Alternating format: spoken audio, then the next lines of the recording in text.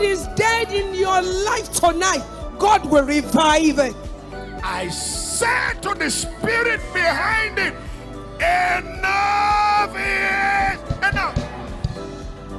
Experience the raw power of God, the hour of deliverance with Papa Ayo and Mama Helen Jaffor, showing every day at these times on the African Broadcasting Network, ABN.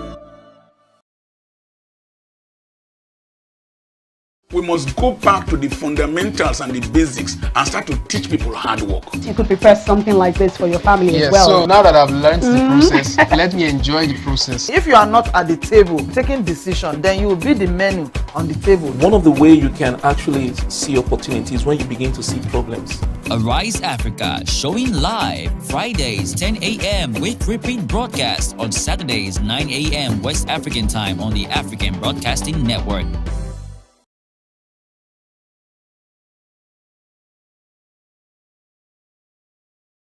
Today it's going to be all about the Word of God. Welcome to another episode of Soul Connect. That you will set the captives free because the anointing is on you and you'll be a Holy Ghost troublemaker. Because when you hear something and you say something and you'll do something, you'll receive something. God can transition you to a place of influence and impact by the power of the Holy Spirit. Join us and So Connect on the African Broadcasting Network, showing live every Thursday at 6 p.m. West African time.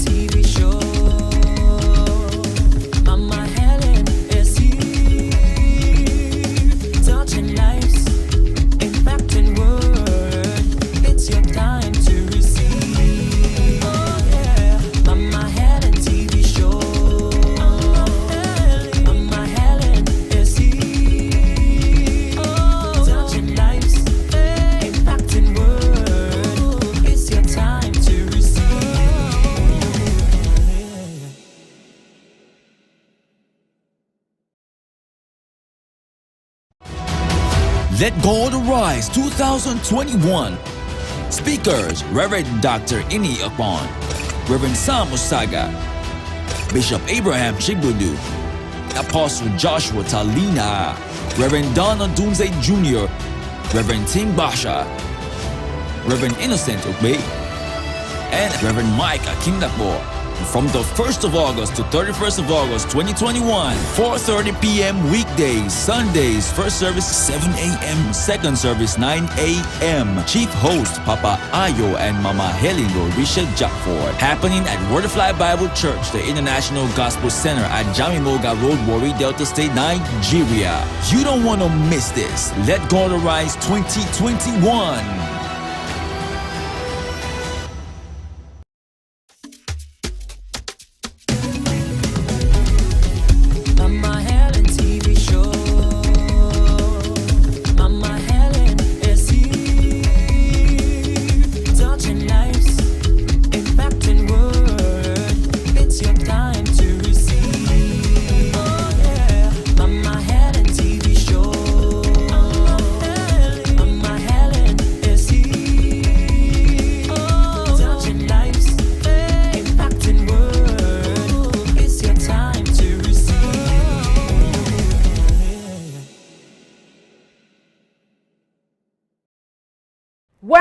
Well, this is Mama Helen and you, all the way from Warri, Nigeria today.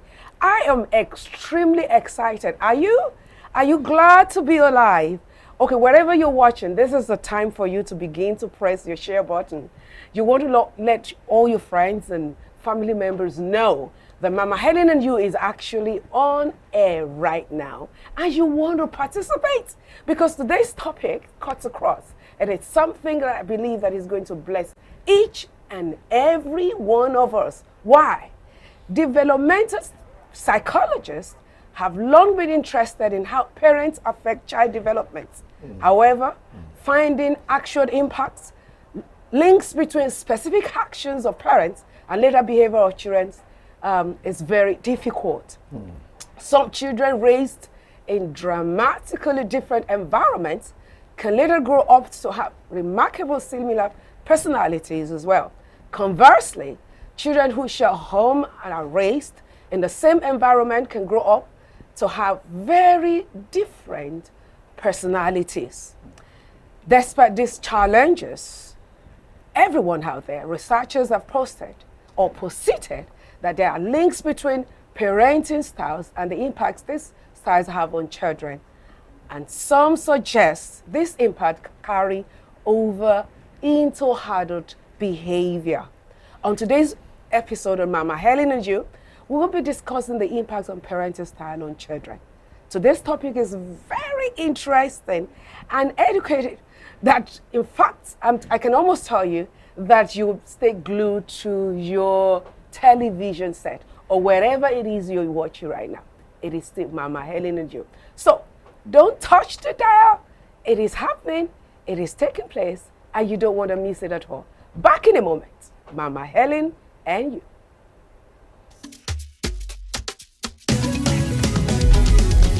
Mama Helen TV show. Mama Helen is here, touching lives, impacting world.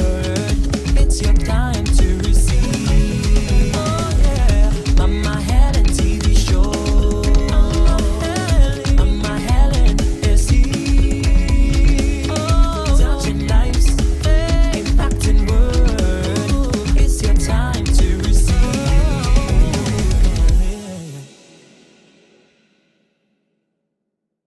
I am really excited today. You know what? Because Mama Helen and You. I'm telling you. We love people hugging us. So this helps the body to feel safe. We are all leaders in our own right. Who says you can't even find someone who will love you better? Makes you focus, drives you.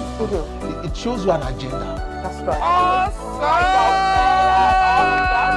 Mama Helen and You with Dr. Helen Jaffor, showing every day at 8:30 a.m. and 6:30 p.m. West African time on the African Broadcasting Network, ABN.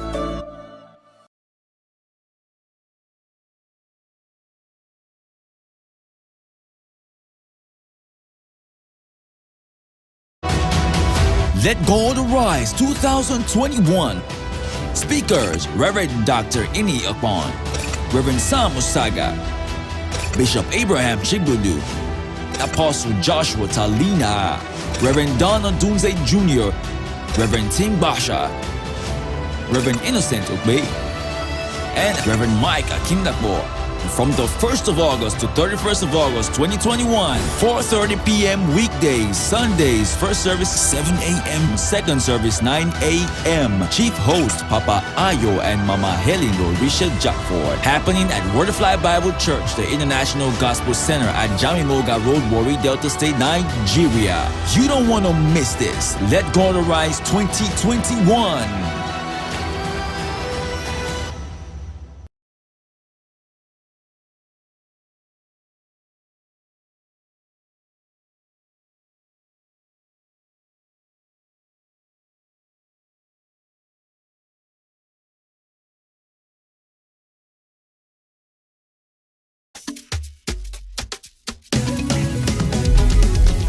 Mama Helen TV show. Mama Helen is here, touching lives, impacting world. It's your time to receive. Oh yeah, Mama Helen TV show. Mama Helen is here, touching lives, impacting world. It's your time to receive.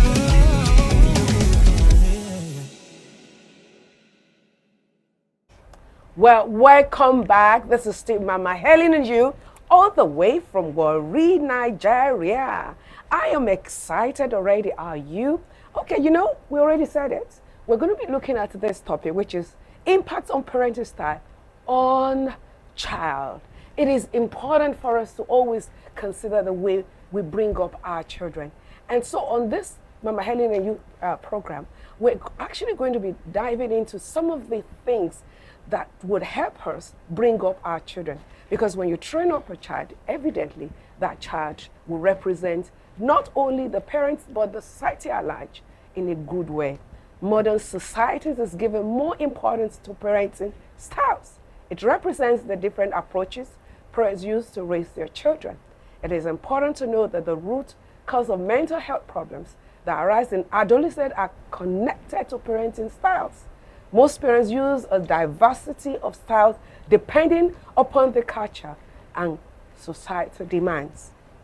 Today, we look at those burning questions in your heart, and we take off those burdens of raising your child without knowing the best approach to it. Just stay with us on this journey as together with our guests unveil to you all that there is to know on Mama Helen and You.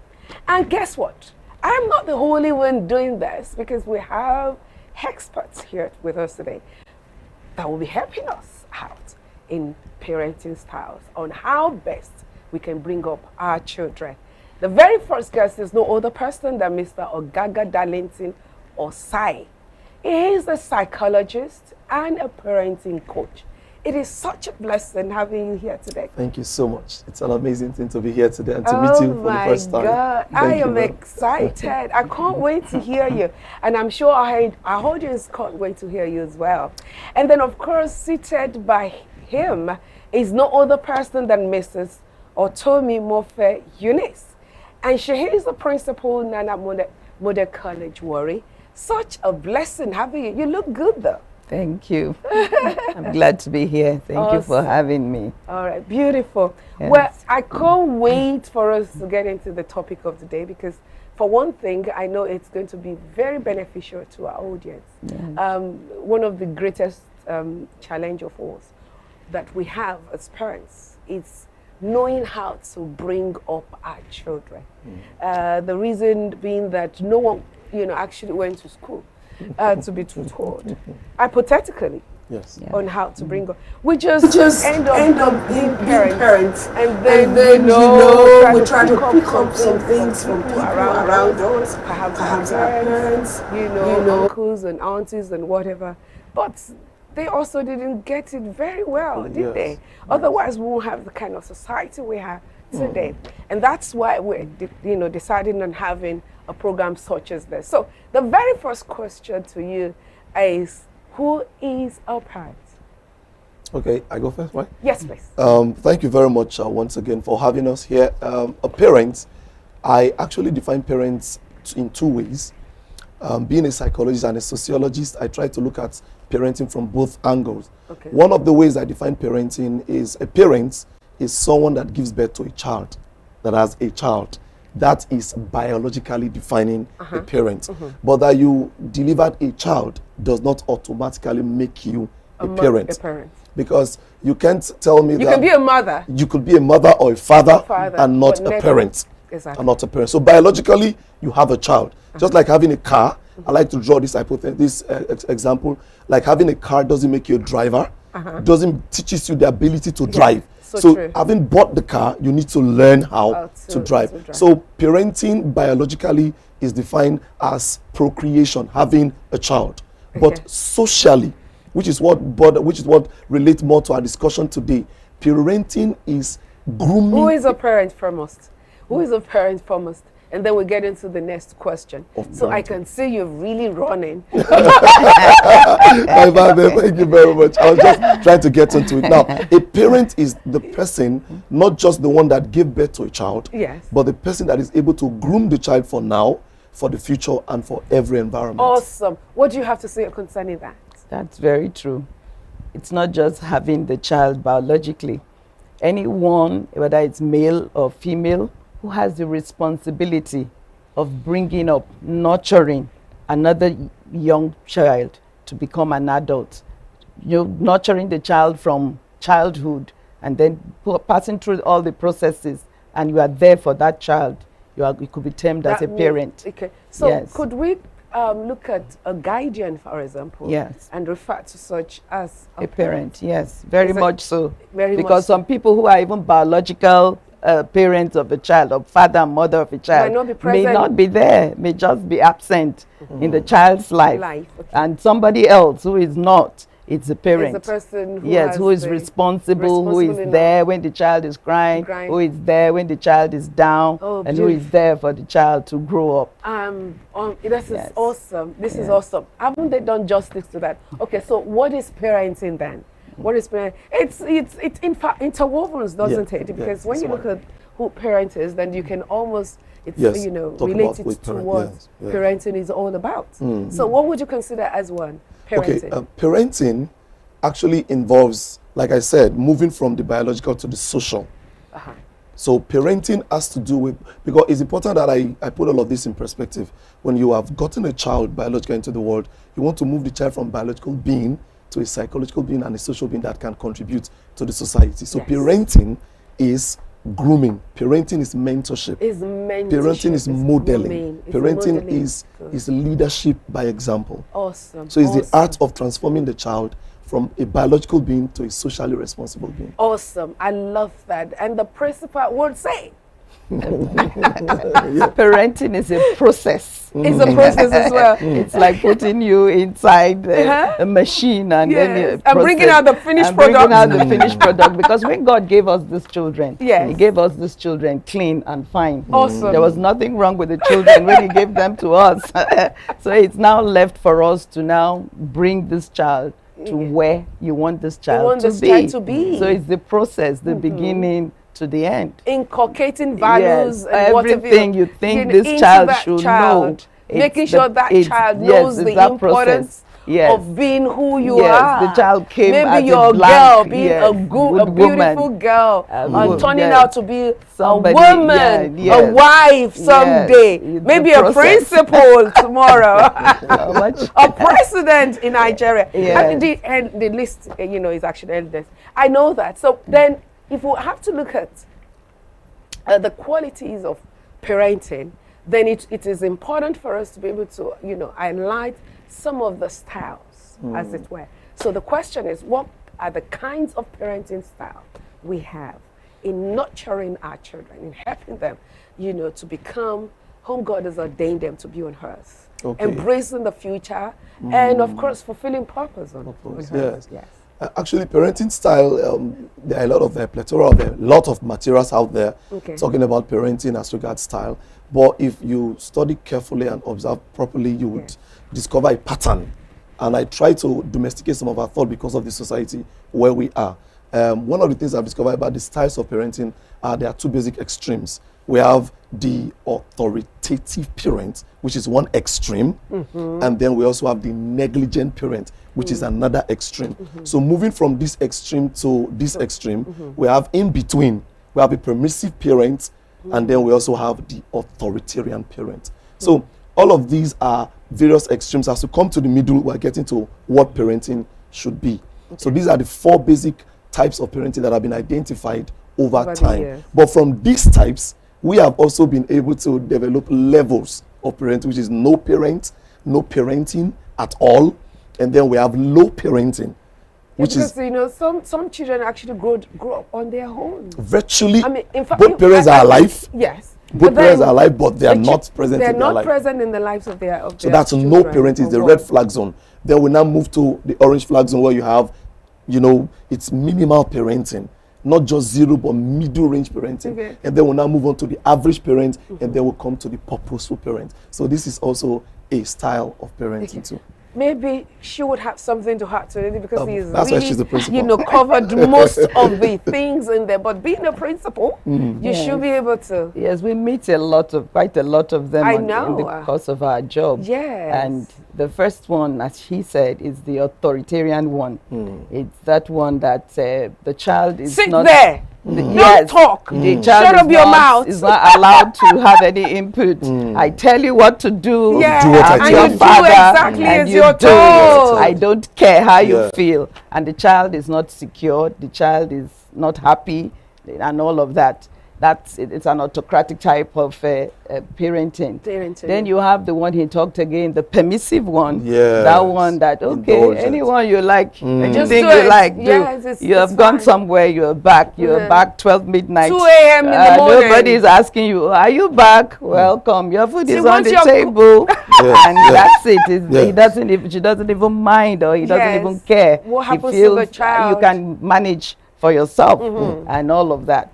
Then you have this other one again. They are not they're not involved. They are not involved in the parenting of the child. All they do is they provide the shelter, they provide the food. Yes, Are you naked? Yes. I've tried. My father didn't do that for me. So you can manage. Yes. You can take care of yourself.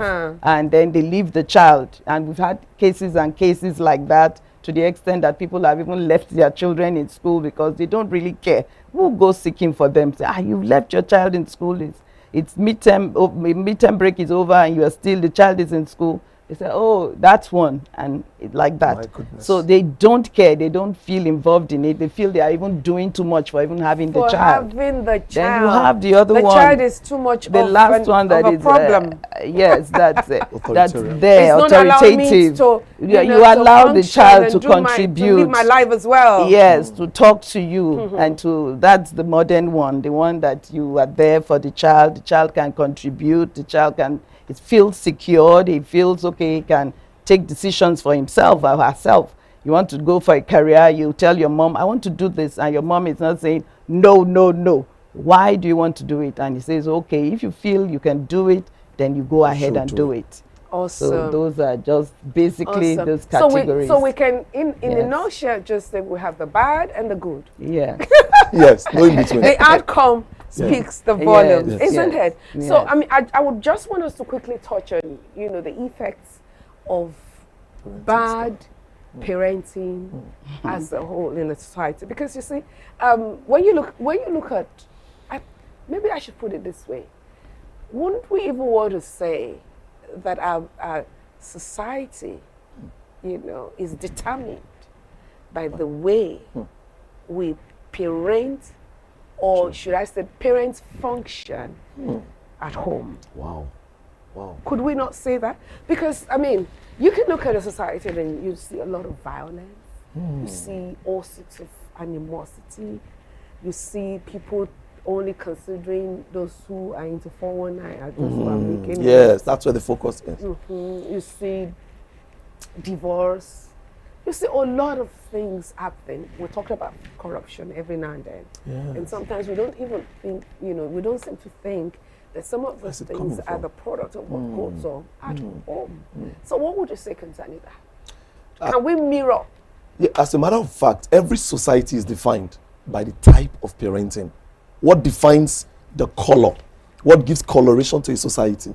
What makes, in fact, that's why the family is called a functional prerequisite. That's what it's called in the parlance of psychology. So it's called, if it is required for a society to function properly, to have good parenting. So as goes the parent, that's the home, so goes the society. As a matter of fact, when you walk around, I work with children and teenagers, I work with them as my primary constituents, and I counsel them a lot, and most times they call and they tell you things, and you are wondering what is the future of the society we live in. Recently, a child called me from all the way from out of the country, and they was sharing some thoughts on some suicidal thought that they were having back home, living with the mother in the US, and the child is thinking of killing herself, and the parents, one of the parents is there with her.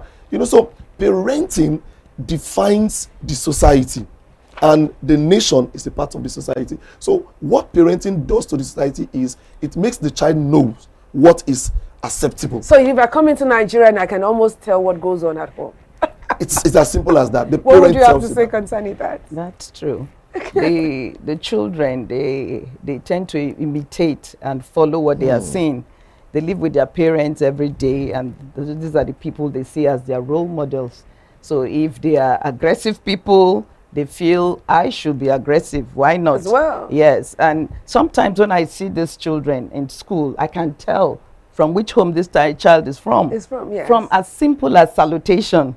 Awesome. I'll tell, oh, this child is this. Is this It's so from true. this home that they value salutation. Some will just greet you and you'll be wondering, is that greeting meant for me?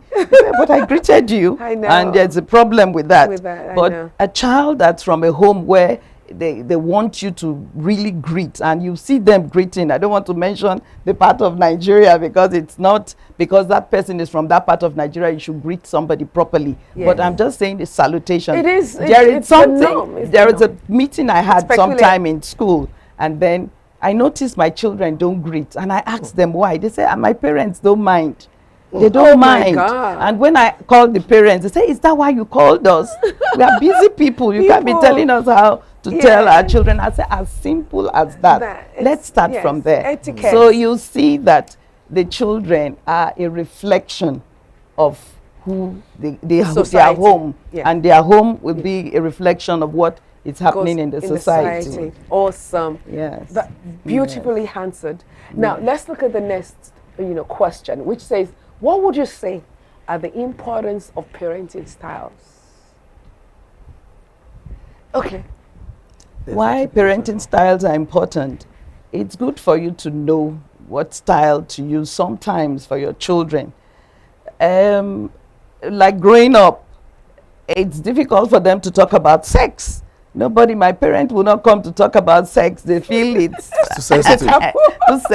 sensitive to talk about. Yeah. But these days we go out for it. We even want to tell the child to see the signals, to see whether the child needs to know now, and you start as early as possible. Whichever style you want to know, you want to use, it's important because it will affect the child later. I had a meeting with and this is probably going to be a little bit funny, but I had a meeting with a teenager, yesterday, and so she asked me a question that was incredibly important, and she said, "How do I say no?"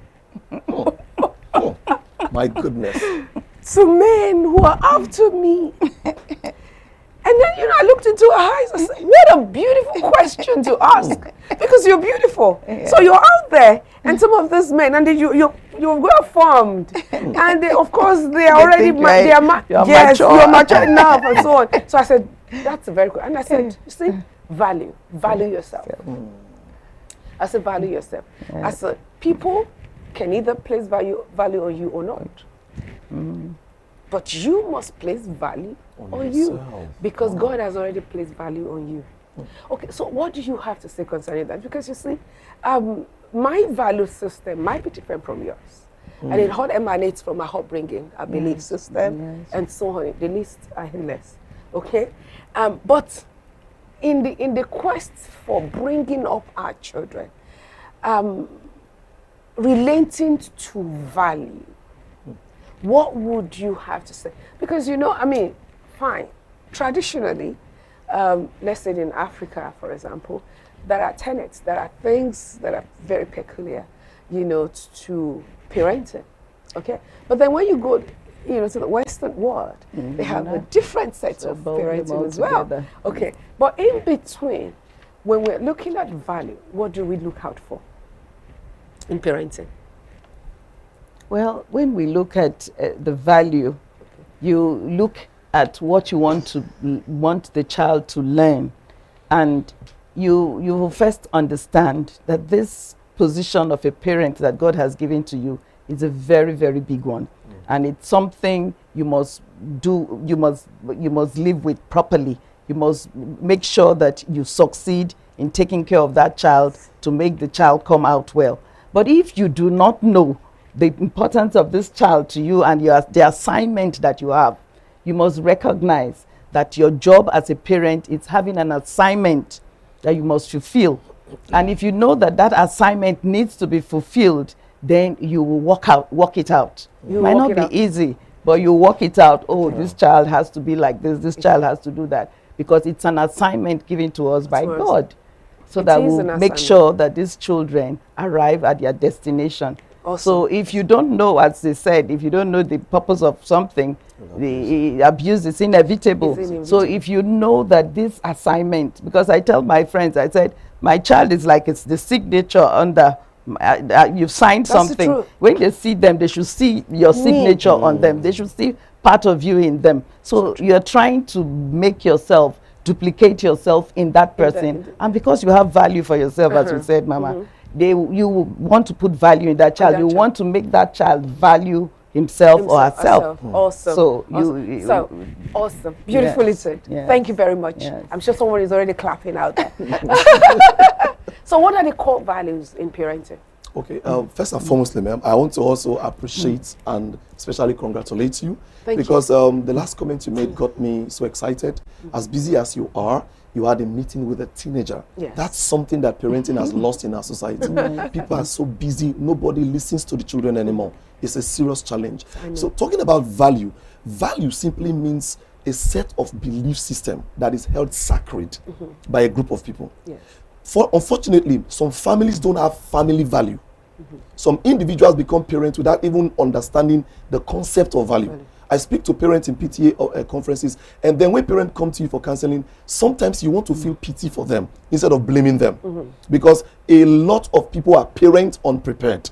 So thank God for programs like this, for programs that educate parents and all of that, and churches and schools that are going into all of that. So creating value and giving value to a child starts from having value as an individual. Awesome. The father must be a value-centered person.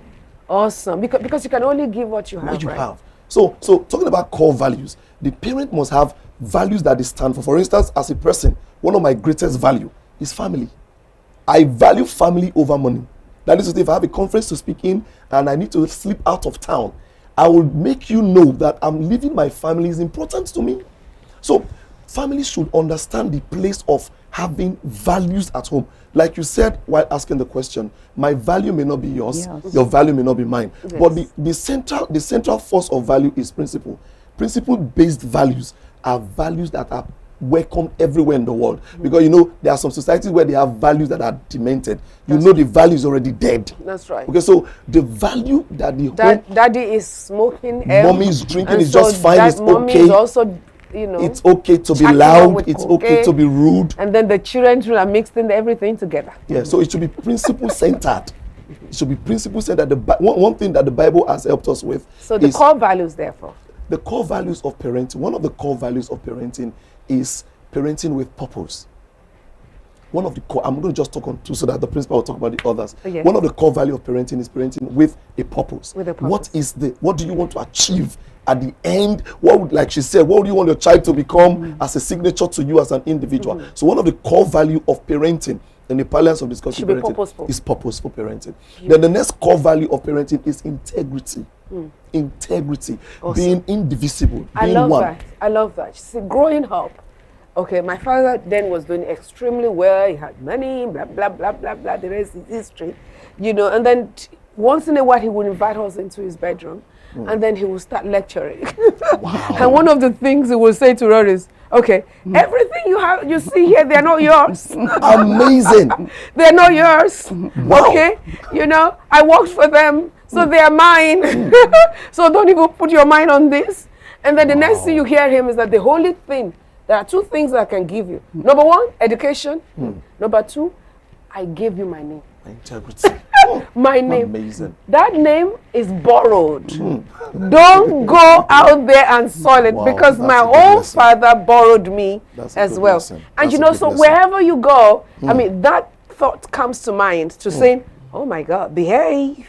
The name you bear is borrowed. You and so on and so forth. So I just wanted to shed a little bit of light into what you've just said now. You know, integrity. You know, I got into trouble for that.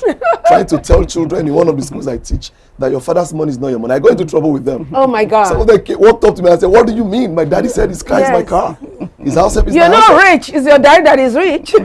But parents missed it up for their children these days. Amazing that's a good one. Had. Because, and that's the reason why, you know, later on the children cannot really live up to what they ought to live up to. And so you have organizations, companies that are in ruins today. Why? Because all these things are not inculcated. They're not inculcated. Yes, the children already assume that, okay, well, if daddy has this, so I do as well. And but they're not taught on the import of not having. So that when you now have, you can manage what you have by valuing it. Okay, so you said integrity. Are there other things as well you want to add to it? There are a lot of others, like I said. So we go to the principal. We go to the principal, you know, and she lives not, you know, she teaches not too far away from from where I live. So this is awesome, and I'm seeing her for the first time as well. It's quite exciting.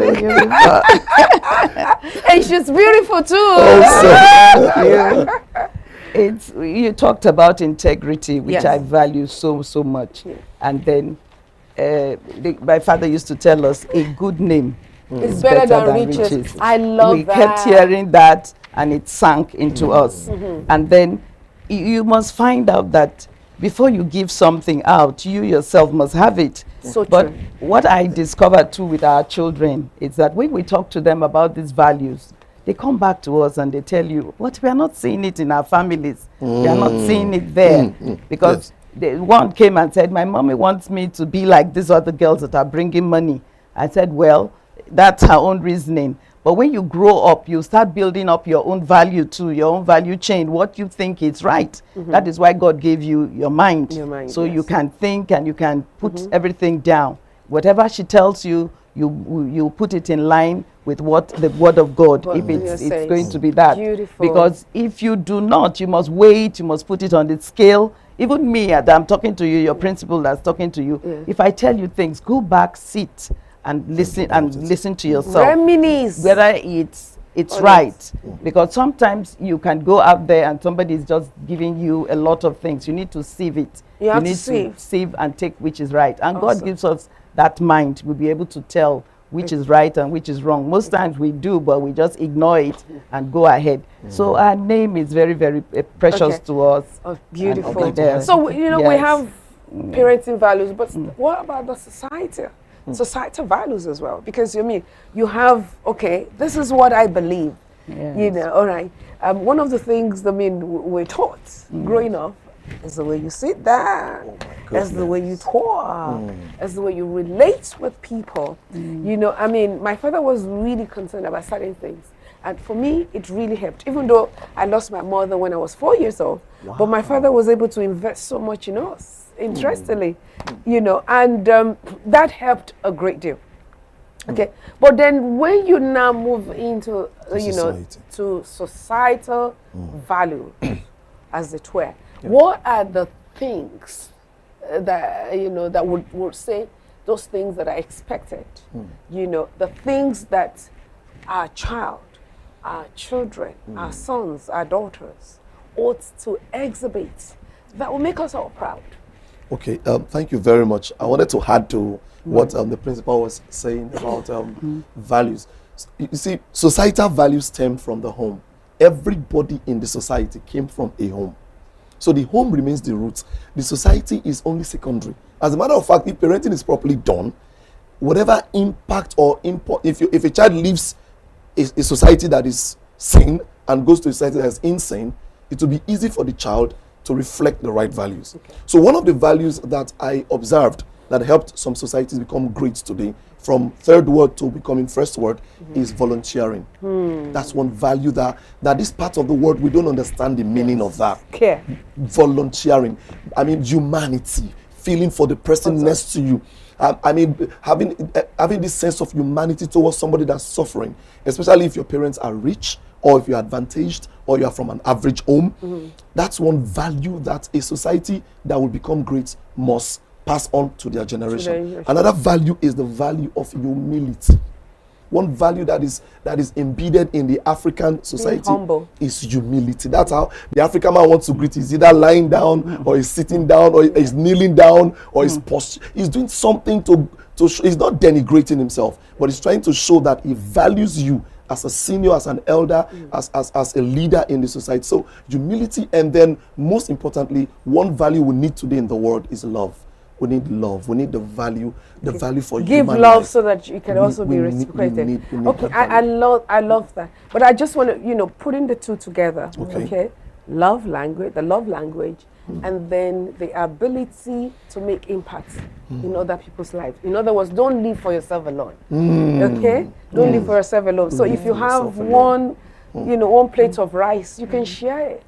you can share it with others, isn't it? Yeah. Because, I mean, if you're stingy, then it's going to affect you wherever you're placed later on in life. Okay, the reason why we have so much of corruption is because even those who have billions in their accounts still feel that billions is not enough. It's not enough. They still need to steal they more. Want to get more for the next lifetime. Yes, mentality. They believe that they need to steal as so much because they are in that faculty. There seems to be a little bit of problem to it. So I want to ask this question: as a woman, when a boy is out there, you've done your bit, because you see, after you've played every role possible as a parent, you've trained, you've tutored, etiquette. When you're eating, don't talk. When an elder is talking, keep quiet. Because these are some of the things that are important, very, very important. Greet properly, never walk, past your elder without greeting. Don't stretch out your hands to someone you're not sure you're older than. Okay, keep your hands closed until the person who is older stretches his hand. Yes. These are some of the values that are important. Okay, now the child leaves home, and the child ends up as a president. Let me even put it that way. I want to, take the stake very high. So as the president, then he meets with all kinds of people who are coming from a different walks of life. They have a different mindset about things, about how things should be done and all that. Their own thought is, hey, when you man that position, clean out as much as money as possible, and then remember, it's all to be me, I, and us, nothing else, and so on and so forth. So he has a contradiction. Wow. How do you ensure that child who has embedded so much of values, still stays on course regardless of the distractions? Well, one of the things they taught me too that stayed with me is telling me the truth. You must tell your child the truth. The truth. The truth must be, there's no coloration to it. So if he leaves home and he meets with another situation, he will have to check, is this the truth that I'm saying? And then he'll be able to manage, because in life you must navigate and find your way through.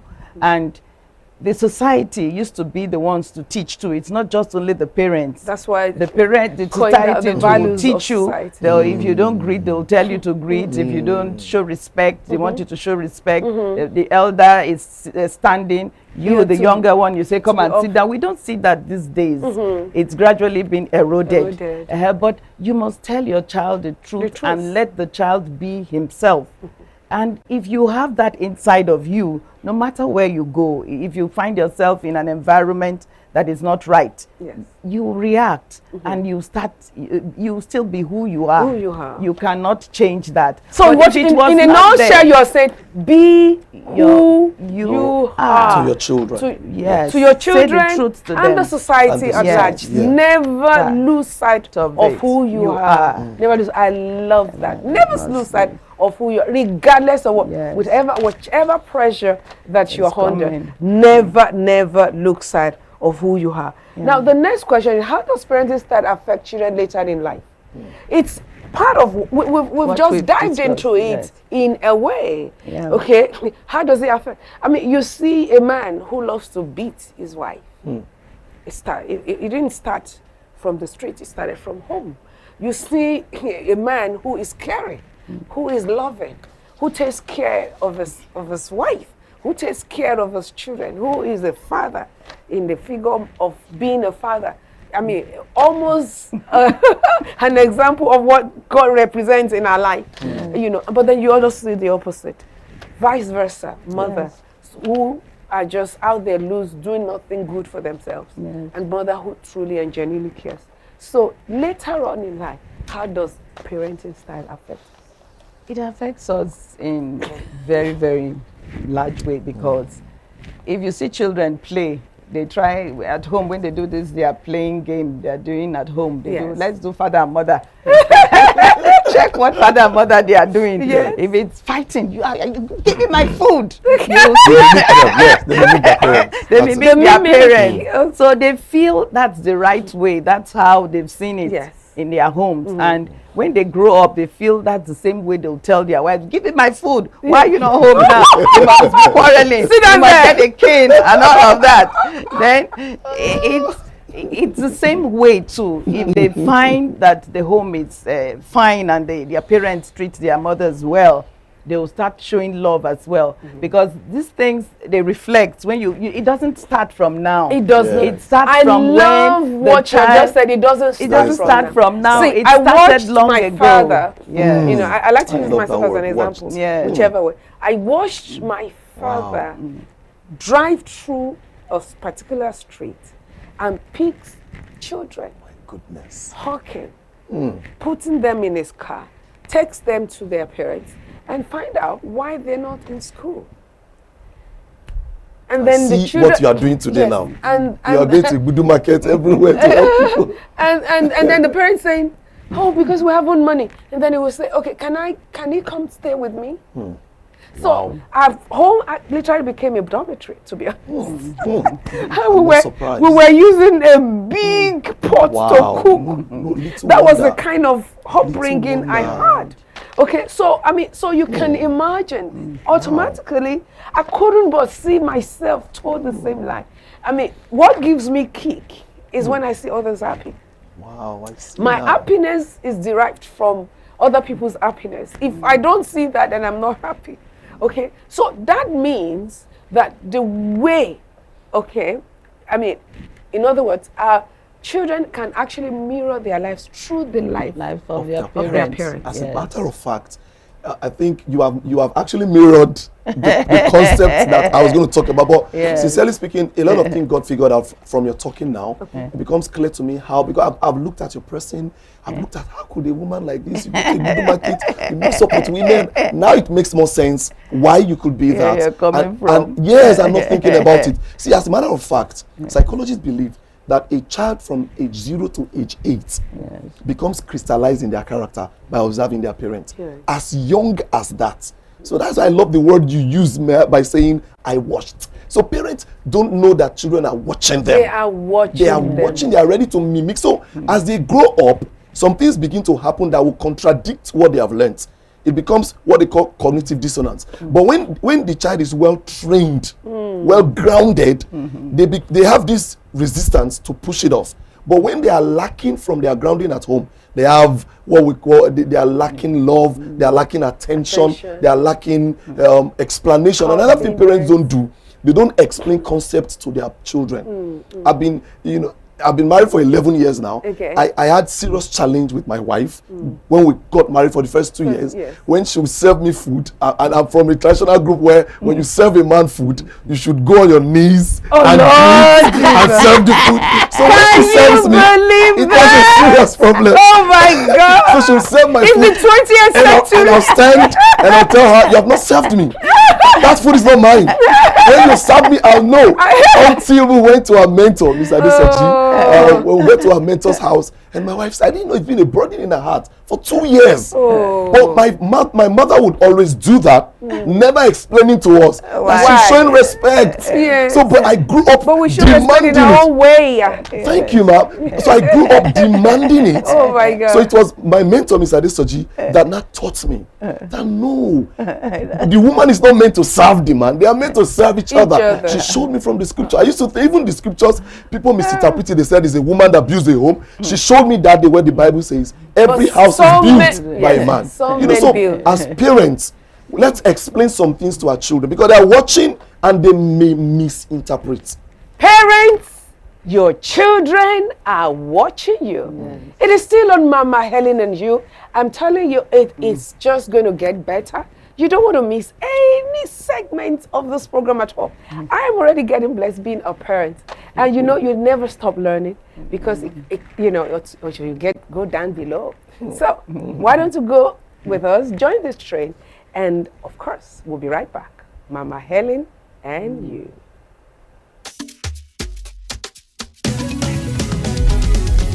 Mama Helen TV show.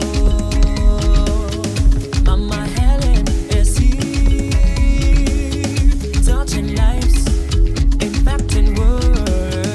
It's your time to receive. Oh yeah, Mama Helen TV show. Mama Helen is here, touching lives, impacting world. It's your time to receive.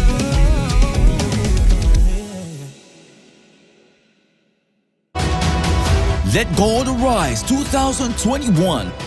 Speakers, Reverend Dr. Ini Akpon, Reverend Sam Usaga, Bishop Abraham Chigbudu, Apostle Joshua Talina, Reverend Donna Dunze Jr., Reverend Ting Basha, Reverend Innocent Ogbe, and Reverend Mike Akindakbo. From the 1st of August to 31st of August 2021, 4:30 p.m. weekdays, Sundays, first service 7 a.m., second service 9 a.m. Chief host Papa Ayo and Mama Helen Risha Jackford. Happening at Word of Life Bible Church, the International Gospel Center at Jamimoga Road, Warri, Delta State, Nigeria. You don't want to miss this. Let God Arise 2021.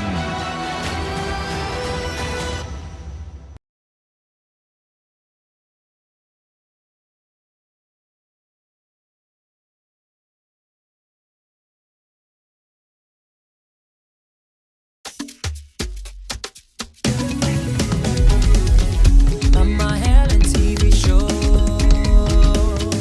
Mama Helen is here, touching lives, impacting world. It's your time to receive. Oh yeah, Mama Helen TV show. Mama Helen is here, touching lives, impacting world. It's your time to receive.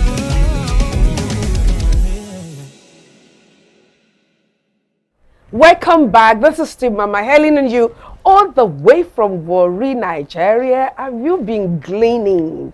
Have you been learning? Have you been digesting? Are there questions burning? Well, there will be a time during the course of this program that you can actually call in and ask us questions. Any question at all. I'm telling you, we are very much ready for you. Mothers want to learn, even fathers to uncles, guardians. We all want to learn just to make sure we bring up better children for this society that we're in. Okay, so it's been wonderful. We've had wonderful discussions from these wonderful discussants. They have been so much incredible, you know, as it were.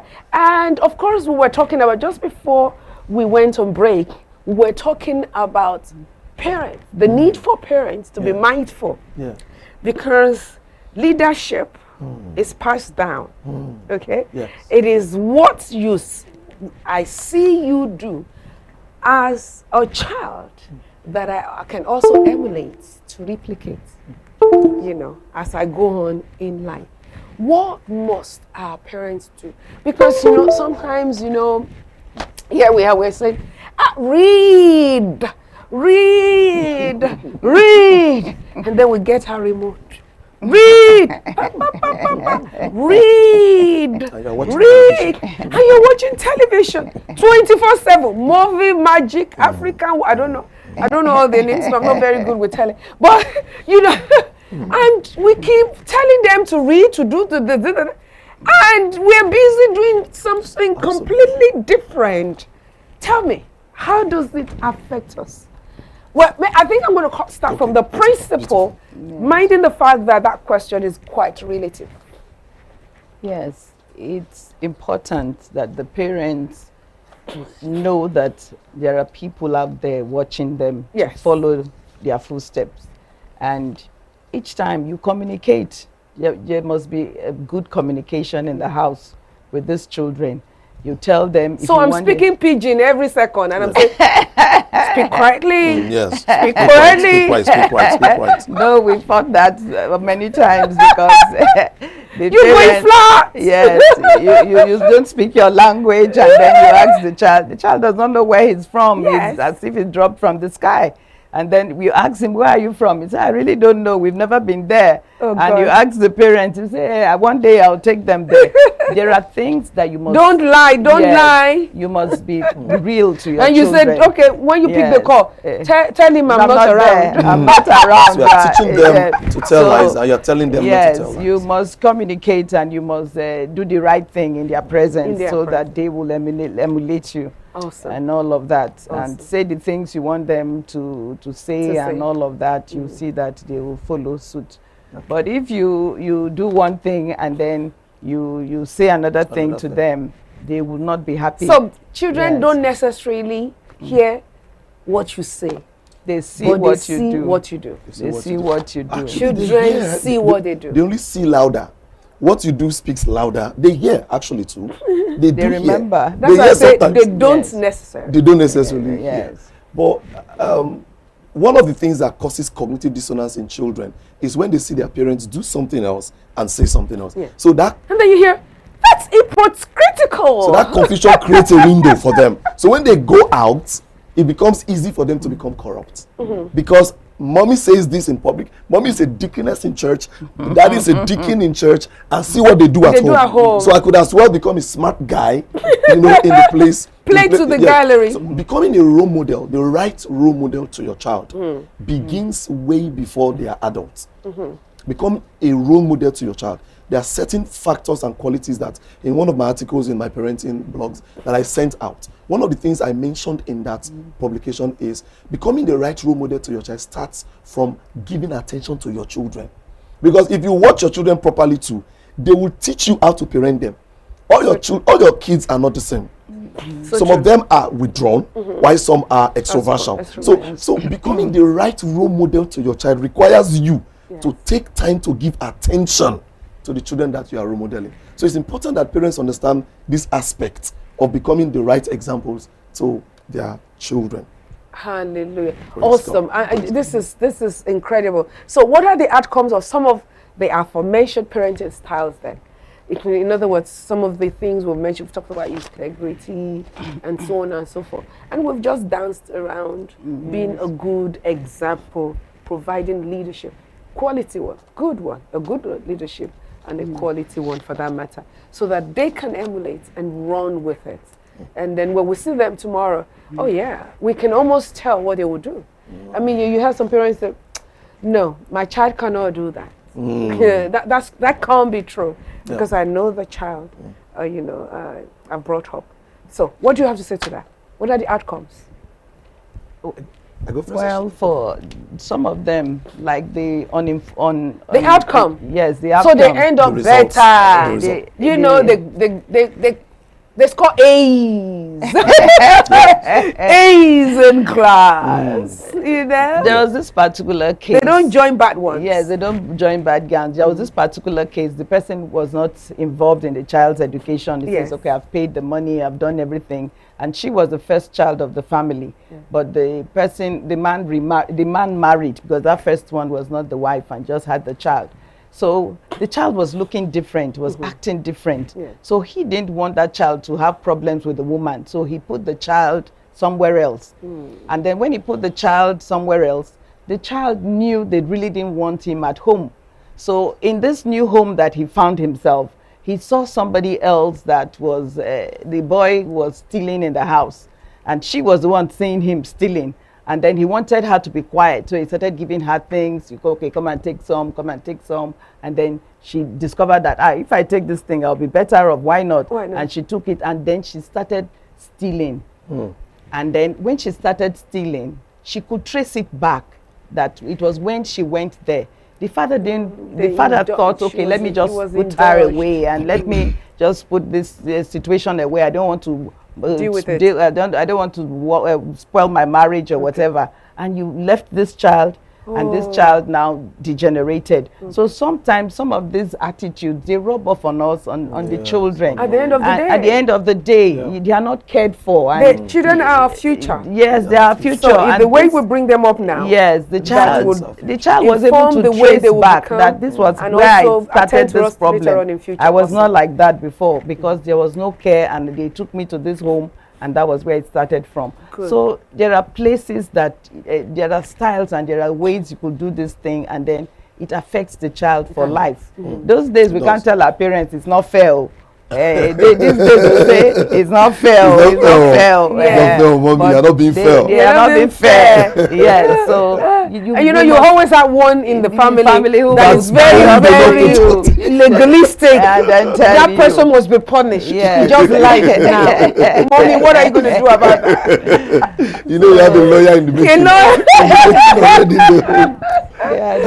Oh my God. Awesome. So we know that we can either end well as parents or in a very bad way. Yes. Okay. So we know that. What are other things? Okay.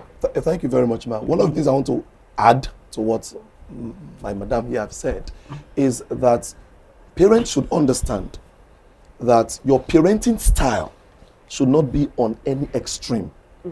Because if you are authoritarian, you lead your children to become they lack confidence. That's one extreme. That's one reaction. Okay. Some become so withdrawn to themselves because you're always telling them shut up. You don't have anything to say. You're always saying rubbish. You're a bully. So the child believes he doesn't have anything good to say. So the child goes into their shell. That's one extreme. The other extreme reaction from that authoritative is what you just mentioned now, is that the child becomes a bully. Being a child that was parented by a mother that was that authoritarian. I became very aggressive at the time. I became so aggressive, especially to the female folks. I was so aggressive because I bottled up this anger from my mother because of the... This is even from your mom, not your dad. Yeah, because of the strict nature, but she was trying to build my life. She was trying to do a good job. And then a few other things. Sometimes we go off, don't we? Yes, as parents. That's why we said, no one gives us a book. No. Okay, when you take a step, do this. Yeah. So no manual at all. So as a parent, be open to learn as you go. So then another thing parents should also learn too is be ready to accept that you made a mistake. Children don't want perfect Be ready to accept that daddy got it wrong there. If you can never tell your child that you got it wrong, that child will grow up to become a perfectionist. When they make mistake in the future, instead of telling you, they will either try to solve it by committing suicide, abortion or stuff, or anything. They try to do something to just kill it. So let your child know that sometimes I miss it. So avoid extremes as parents, because when you are on one of these extremes, if you are negligent, you raise up children that feel that it's okay to insult adults. It's okay. The parents that tell their children if it feels good, it should be good. At this point, I want to mention, one of the greatest challenges of parenting in this age is modernization, globalization. The thing we call modernization and globalization is one of the challenges. So parents, as you copy things that are happening in the other parts of the world, moderate your copying. It's important because the result of your parenting style will be a disaster to the society if the parent fails. What we are seeing today in the society, what we are seeing today is the failure of parenting. What we are seeing where children, there's a child that saw... So somebody will say, if I may cut in, I'm so sorry. Okay, someone will say, all right, I brought him out to be a doctor, a lawyer. So he's already, a gift to his society. Is that all? You judge the result by the objective. So as a parent, the first thing you want to ask yourself, what is my objective in raising up this child? Is it to raise up a child that will become a doctor, or a child that will become a contributor to the society tomorrow? So the child may be good in academics, but the child lost value in humility. Completely the child will become a doctor that becomes a problem in the place of work. It becomes an authoritarian boss, a boss that people can't work with. Nurses are depressed while working under the doctor that you raised. So objective and purpose is core when it comes to raising children. So your objective matters. What do you want to bring up as a child? Is it a child that is a professional or a child that is a contributor to societal progress? Beautiful. So it's not just enough to have all the degrees and what have you. We're talking about your lifestyle, your character, your person, what you have to your fellow human being. That's what we've talked about now. That is awesome. So Does parent style vary according to age or gender? Wow, lovely question. Yes. It must Tell vary us. because if you the way you treat a 3-year-old, you cannot treat the older one that way. Okay, the 3-year-old will understand you, and you have to explain maybe with other little things. But the older child will want to more explanation. So you cannot use the same yardstick. Yes. It's the same way you treated the small one to attend to the older one. So you must vary your style, and then you must evaluate yourself. You must see if it's working. If it's not working, don't continue using it. Change it and look for something else so that you can get to meet the child or meet the child at the point of need. So you don't use the same style all through. You don't use the style. Yes, you don't so it use- varies. That's yes. awesome. Do you Yes. have Yes. anything to say to that? Very well, because I'm in psychology. I'm in the field of talking to children and teenagers. One of the things that developmental psychologists have observed as a tragedy in parenting is parents lose the sight that the children are growing. So you want to talk to your 15-year-old child like the world. So you're like, oh, no, man, you are the one I'm talking to. I mean, so it's important for parents to understand that when when they are toddlers, they run to you. That's true. The minute they become teenagers, Run preteens, they go away. In You fact, have to start looking for them. parenting pattern should be after this. That's why the Bible says, raise up the child. The way it should grow. So as a parent, you should understand that this child is leaving you. One So day. parents get depressed. Sometimes I tell the teenager that sometimes you don't know that your mother is depressed, that you don't talk to them as you should. But all of these are biology playing on the children. They want to be independent. They are learning how to mix up with their... A teenager walked up to me one day and says, my father is a bully. He bullies us into doing everything in the house.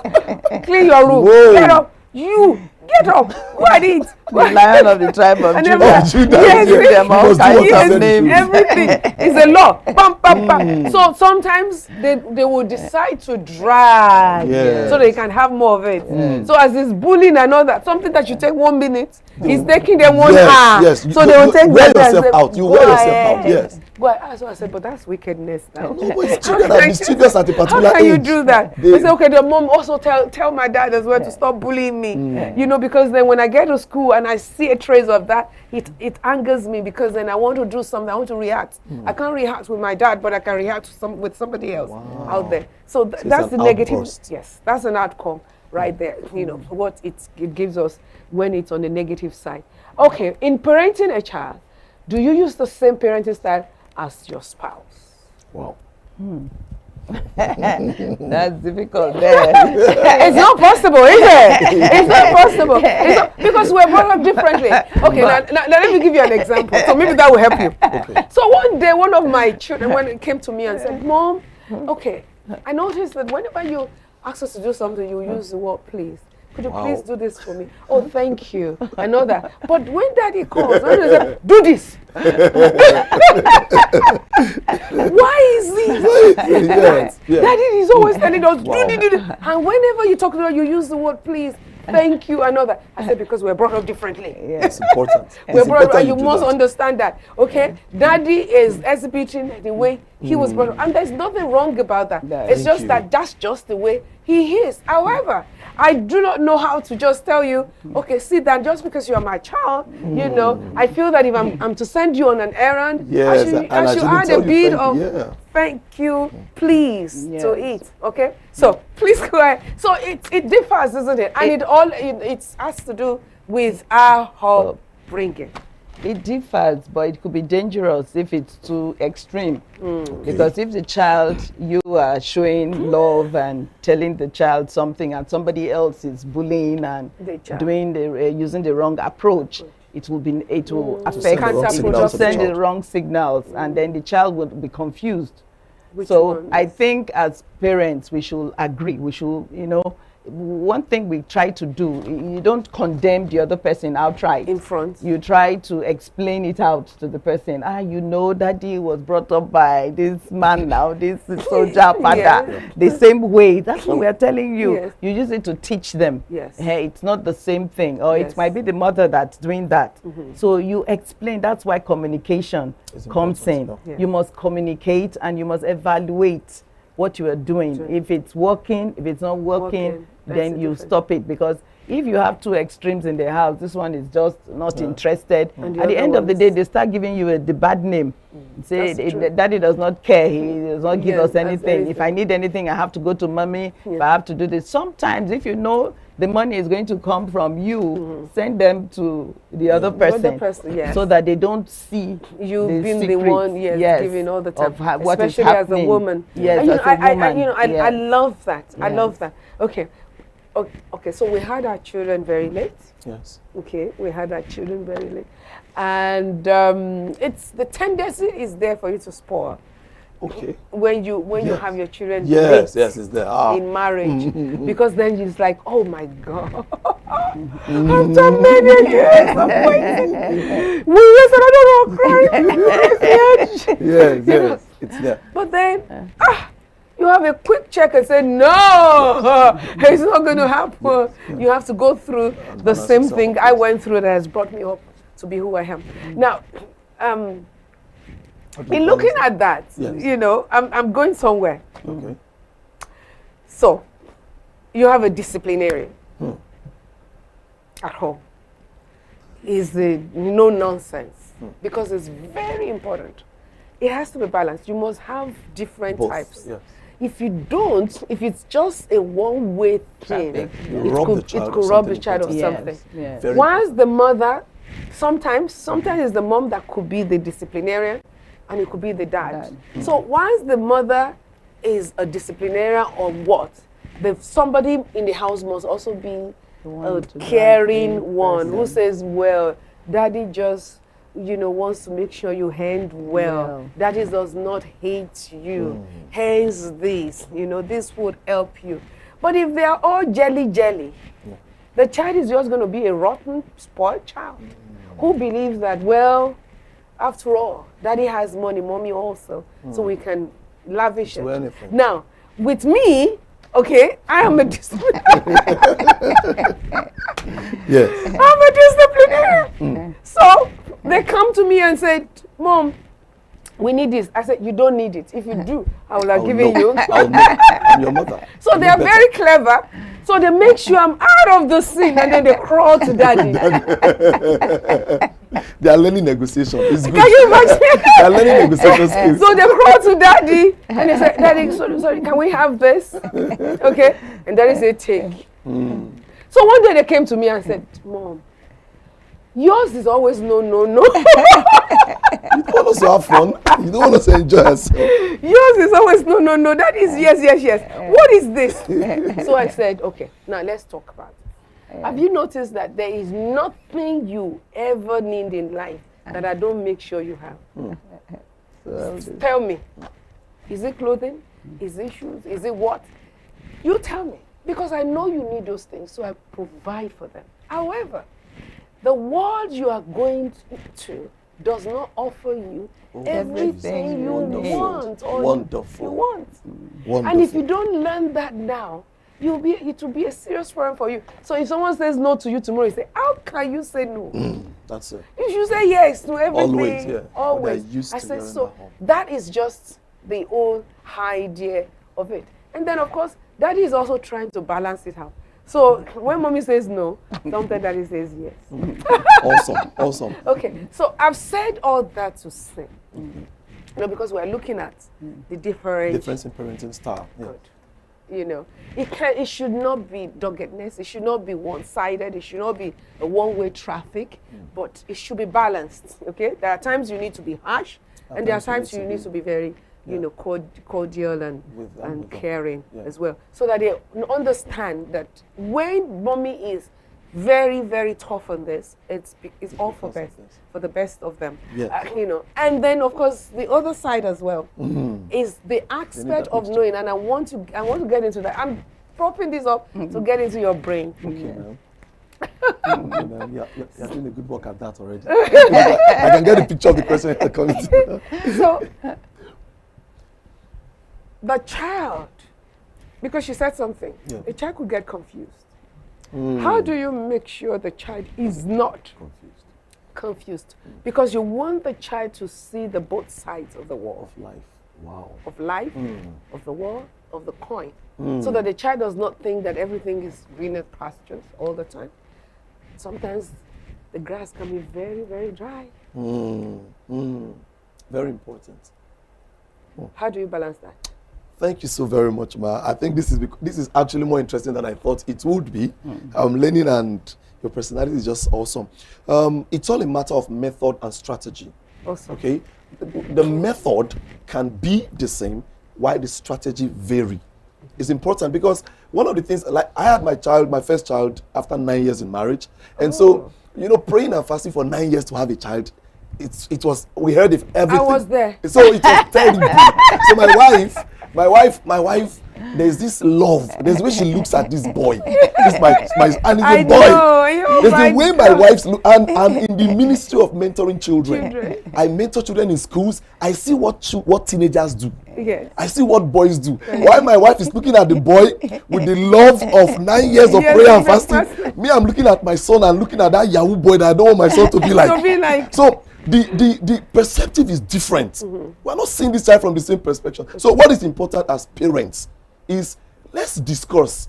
It's important for one of the things that makes marriage work is communication. You can be the initiator. You just gave it to me. You can be the initiator. It not just with the parents, even with the children as well. It's important because when you show this part that is different from daddy, make sure you explain to the child that if we can decide to give you a good environment. That's what I tell children. A child came to me in one of the boarding schools where I was chapel pastor at the time and said, my father have never shouted at me since I was born. And you are 18. Are you serious? Nobody has ever rebuked you. Oh my God. Since you were born. That's terrible. And I felt so heartbroken. So I told her, I said, that's your father. What if you get employed in a company tomorrow and your boss is bossy? Yes. Would you resign? What if you get married? So there are situations you may not be able to control. Like the home. So you teach your children that the world you are going out there is not a prepared place where, like the home is a prepared place for you. We prayed for you to come. So this we are doing is for your good. So sometimes when they are crying, tell them you need to cry for your good so that I don't cry at old age. You've got to cry now. You've got to sit down and cry now so I don't cry. So explain to the child while you are the way you are as a parent. And then sit down with you. When you discover that it's not flowing as it should, sit down with your husband. Beautiful. Sit down with the wife and say, so then it will mean, can we marry our methods? Can we marry I know this is where you're coming from. Yeah. I know where I'm coming from. Can we meet at the middle so that these children can become great? Great. That's what I think should be. That is beautiful. That is beautiful. So I'm going to principal. So. Same question. Yes. The child, feels well. I'm confused. Daddy is harsh. Mommy is gentle. Mommy is gentle. Daddy seems harsh. All right. Which one should I flow with? And how do I balance this? It's the same question I gave to him. Yes, but I need you to take it up to another level, in the area of a child's response. Because you see, we also want to form relationship. We want, and then we want to bring up children that can relate, others. With others, yes, out there. We want to do all that, So how do we balance this out? Yes, when the child. So that the child does not start running away from us. The child will not run. They know every correction you make with the child. Yes. You don't just do the correction. You must explain why that punishment is taking place. That's so the next level. If you don't, the child will just feel you are just punishing me. So but face the wall. Yes. Face the wall right now. Yes. And then you don't explain to the child the reason why you've asked the child to face the I wall. remember an incident in school. My son, I discovered that some children gathered and bought him a gift. Not a gift, a toy. Is it Sega or whatever they call it? And then it was quite expensive, about 40-something thousand at that time. His own classmates in primary school bought the gift for him because he didn't have it. And then they felt, okay, he knew his mom will not give it to him, so they agreed and they bought it for him. But it now became a problem. How will he use it? Because he kept it in the house, he kept it under the bed. And then when I ring the bell, it takes forever to come out. And then he's hiding it I noticed that he never comes out of the bed. The dramas at home. I rang the bell one day and I ran to the window to check. I saw he was putting something under the bed. Yeah. And then I noticed his eyes would twitch. Don't we hurt to tiptoe sometimes? Yes, his eyes would twitch. You know something is wrong. Yes. So and I said, okay, what's happening now? Okay. He said, no, nothing. Everything is fine, Mom. Everything is fine. I said, everything is not fine. I can read it in your eyes. Yes. And he told Daddy, Daddy, am I not okay? Am I not okay? You are okay. That's the ally. Yes, you are okay. That's what I said. Yes. But I said, no, something is wrong. It's wrong. Good. And then I now told him, I saw you going under the bed. What is there? Bring it out. And then we brought it out. How did he get that? Yeah. He was looking at me. Good. And I had to take that toy back to school. And when I got to school, luckily I could relate with the head teacher there. And I called these children out, about 5 of them. And I thanked them for a good job. I said, you did something wonderful. You gave your friend something he didn't have. Yes, but did you not think that this friend cannot even, you see the problem the friend has now, he can't even make use of it. So you've not done any good to him now. And it's become a problem at home. And they said, well, they didn't think it was going to be a problem. They thought his parents would be happy that they bought for him. I said, no, if I have the money, when I have the money, I'll buy for you. So I now thanked them and returned the Sega back to those children. I love what you have just, yes, go. So when I returned it to the children, and the head teacher had to take over from there, whichever way they were going to solve that problem. Fine, but I had to call my boy and ask him, okay, you had a gift, and it's now become a problem. You can't even enjoy it. So what are we talking about here? But we can get by. We can manage this thing, and we can get it later in life, and then you enjoy it, you play it, whatever. He now understood with me that it was wrong. The method they used was wrong. Awesome. And then we now started saving for another thing, not this one again. Beautiful. Now started saving, and he was very anxious. He was saving. And then, but Daddy told him, you are fine. It's okay. But his friends bought it. They've already bought it. What's the matter? So we said no. And then we had to teach him that. I love that. Yes. Some parents will say, okay, well, we don't even have it. Praise God. Somebody gave. Do you know that today? Then it becomes a problem. Today he's in the university. You say, oh, Mom, don't tell me that story. It's a good window. What you did. Ah, God. I love that. He tells other people the story. Yes. He says, no, don't go there. Don't go there and rake. Wow, that's a good That is awesome. Yeah. I love that. I Well. love that. I love that. I love that. That's the way to go about it. You explain. Just like our father would always say, no matter what, home is still the best. It's still the best. It's still the best. You know, sometimes, because of some of the privileges we had, we ended up, going to some very powerful homes, growing up, people who are, high up there in the society and so on and so forth. But one thing that I would never forget that my father would say is that, okay, that's beautiful, beautiful. Isn't that awesome? That's okay. Does that inspire you? Does that inspire you? I said, oh yes, we're inspired. Wow. So that means you can do better tomorrow. Yes, Daddy, we'll do better tomorrow. And then when we're going back home, we say, don't forget, home is still the best. Amazing. Amazing parenting. Home is still the best. So at the end of the day, you're not intimidated by whatever you see, because whatever level you are, there is somebody still better. Yes. This is better. No matter how beautiful you are, there's still somebody out there still beautiful. Very beautiful. Very beautiful than you. So, but if you're not comfortable in your skin, then it becomes a problem. How do we build confidence? Wow. Amazing. Thank you so much, Mom, once again for this wonderful program, Mama Helen and you. It's important from what our principal just said. It's important for parents to know that as you are raising your child, as this child is growing up under you, you are not just raising and training the child. You are replicating yourself. You are replicating. So every opportunity you have with the child is a window. There are various windows of learning that children will give you, especially when they miss it. It's a window. Every time. If a child messes up, for instance, when a training the other day at Benin in our parenting course, where they taught us about appreciating the process, appreciate the efforts, and not the error. That's the truth. And then they gave an example. One of the instructors gave an example of a child. You sent to get water for you, and the child brought the water. On the way coming, the child trips and falls on the ground with the water, and the child is crying. Now there are two reactions from two kind of parents. One would go and you are a stupid child, you are always silly, you don't watch your way, you don't have attention. One parent will always say you are always a destructive child. The parent was always telling the child that the child came to me crying, and during the close of a boarding school, the child said, I don't want to go home. I want to stay in school. I'd rather stay here than go home. Or the other parent would say, whoa, you spilled it. We all spill things sometimes, don't we? Exactly. We all spill things sometimes. Even as a parent, sometimes you miss it. Yes. You make some mistakes sometimes.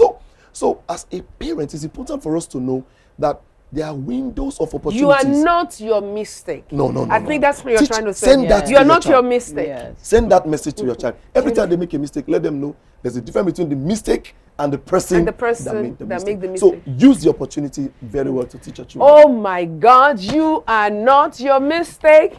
That is what you've been hearing from our counselors today. And more are still coming because you don't want to miss it at all. It's going to be awesome. It's getting better. Would you say that? I think I am loaded already, and I would expect that you are as well. And then you also want to make use of it. So you are not a mistake. That's what the language is. And a young man from the house is coming to give us another word through singing. And for me, cannot even wait. Even discussants as well, they cannot wait at all. He is no other person today than Graham Beats. Come on, give it up for Graham. Graham Beats. Thank you so much, Mama Helen, for this opportunity. I hope the song's a blessing to all that listen to it.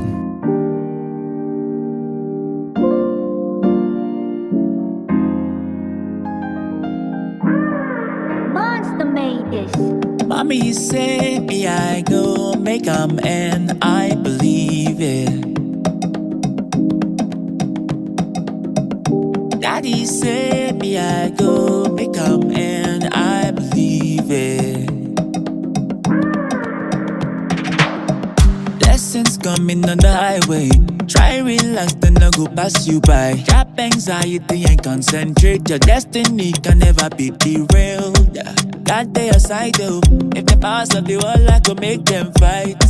Light they aside though. Your fire never burn out, yeah. Blessings follow you. Abundance follow you. Someone never ever follow you. Long life and prosperity. Blessings follow you. Abundance follow you. Someone never ever follow you. Long life and prosperity. Mommy say me I go make 'em and I believe it. Daddy said me I go make 'em and I believe it. But you said you go fly, you no go disappoint. You said you go fly, you no go disappoint. The fire when you carry, no go ever quench you. You said you go fly, you no go disappoint. I believe, I believe, I believe.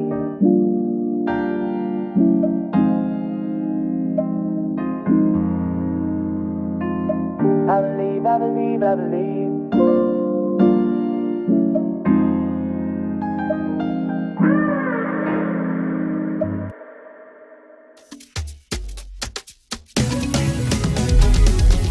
Mama Helen TV show.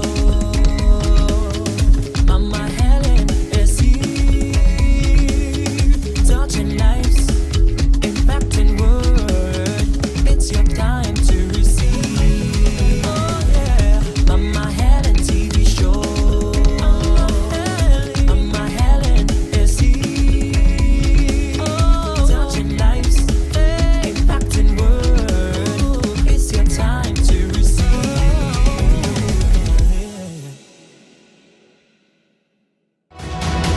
Let God Arise 2021. Speakers, Reverend Dr. Ini Akpan, Reverend Sam Usaga, Bishop Abraham Chigbudu, Apostle Joshua Talina, Reverend Donna Dunze Jr., Reverend Ting Basha, Reverend Innocent Ogbe, and Reverend Mike Akindakbo. From the 1st of August to 31st of August 2021, 4:30 p.m. weekdays, Sundays, first service 7 a.m., second service 9 a.m. Chief host Papa Ayo and Mama Helen Risha Jackford. Happening at Wordfly Bible Church, the International Gospel Center at Jamimoga Road, Warri, Delta State, Nigeria. You don't want to miss this. Let God Arise 2021.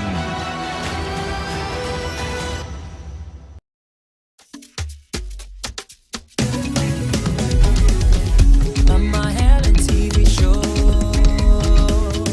Mama Helen is here, touching lives, impacting word. It's your time to receive. Oh yeah, Mama Helen TV show. Mama Helen is here, touching lives, impacting word. It's your time to receive.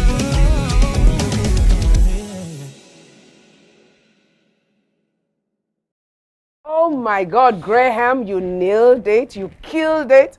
That was incredible. I am so proud of you, sir. That's your stage name, right? Graham. I know you as Ichoko, right? But this is awesome, awesome. Wow. Come on, keep Great flying, mother baby. indeed. I am proud of you. I'm rooting for you. See, I'm right at the corner, rooting for you. You're the best thing ever. Okay, well, I'm sure you're blessed by that rendition. That must have really blessed you, and it must have informed you of something on the need for us to offer good parenting, you know, being the subject of the day. We're looking at the better way that we can actually bring up our children so that they can give us peace of mind later on in life. And so many things have been discussed. I'm telling you, a lot of things that you just cannot but watch this program over and over again, because our discussions have been incredible. They have been incredibly good to us today. Yes, you have a voice. That's the next one. You do have a voice, because you're now going to be calling in. Yes, and this is the time for you. It's your time. The segment now is actually open to you. You have some nagging questions. There are questions that have been disturbing you and that you need someone to provide solution to or answer, as it were. We have experts here today that will be able to offer one advice or the other that will help you your parenting skills. I can't wait to hear from you. Hey, I want to hear from you, okay? Just call. Okay, so once you're getting ready to call, never mind, we'll go on talking and getting deeper into the subject of today. But you can call at any time, T, and you'll be very much, aware that by the grace of God, we will pick those calls as they come. Let me ask this question.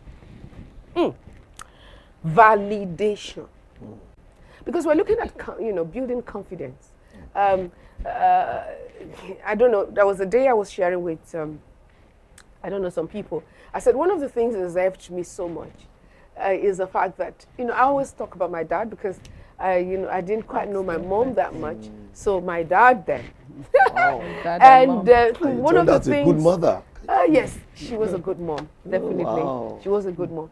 But, my dad, growing up as a little child, every time he would look at me and he would call me Miss Nigeria, Miss World. Wow. And I actually thought those were my names. So I step out, Miss Nigeria. I see pageants, And you identify with them. And I said, I'm Miss Nigeria, I'm Miss, even when I went home recently for my uncle's burial, they've even lost my name. They were calling me Miss World. Wow. Can you imagine that? And, people around were laughing and saying, Mama, you too, Miss World. So, validation from parents. It can really help us, won't it? Yes, as a matter of fact, every individual becomes what they say, what they think continually about. What they hear. What they hear, what they think first and foremostly. Okay. And what you think is informed by what you hear.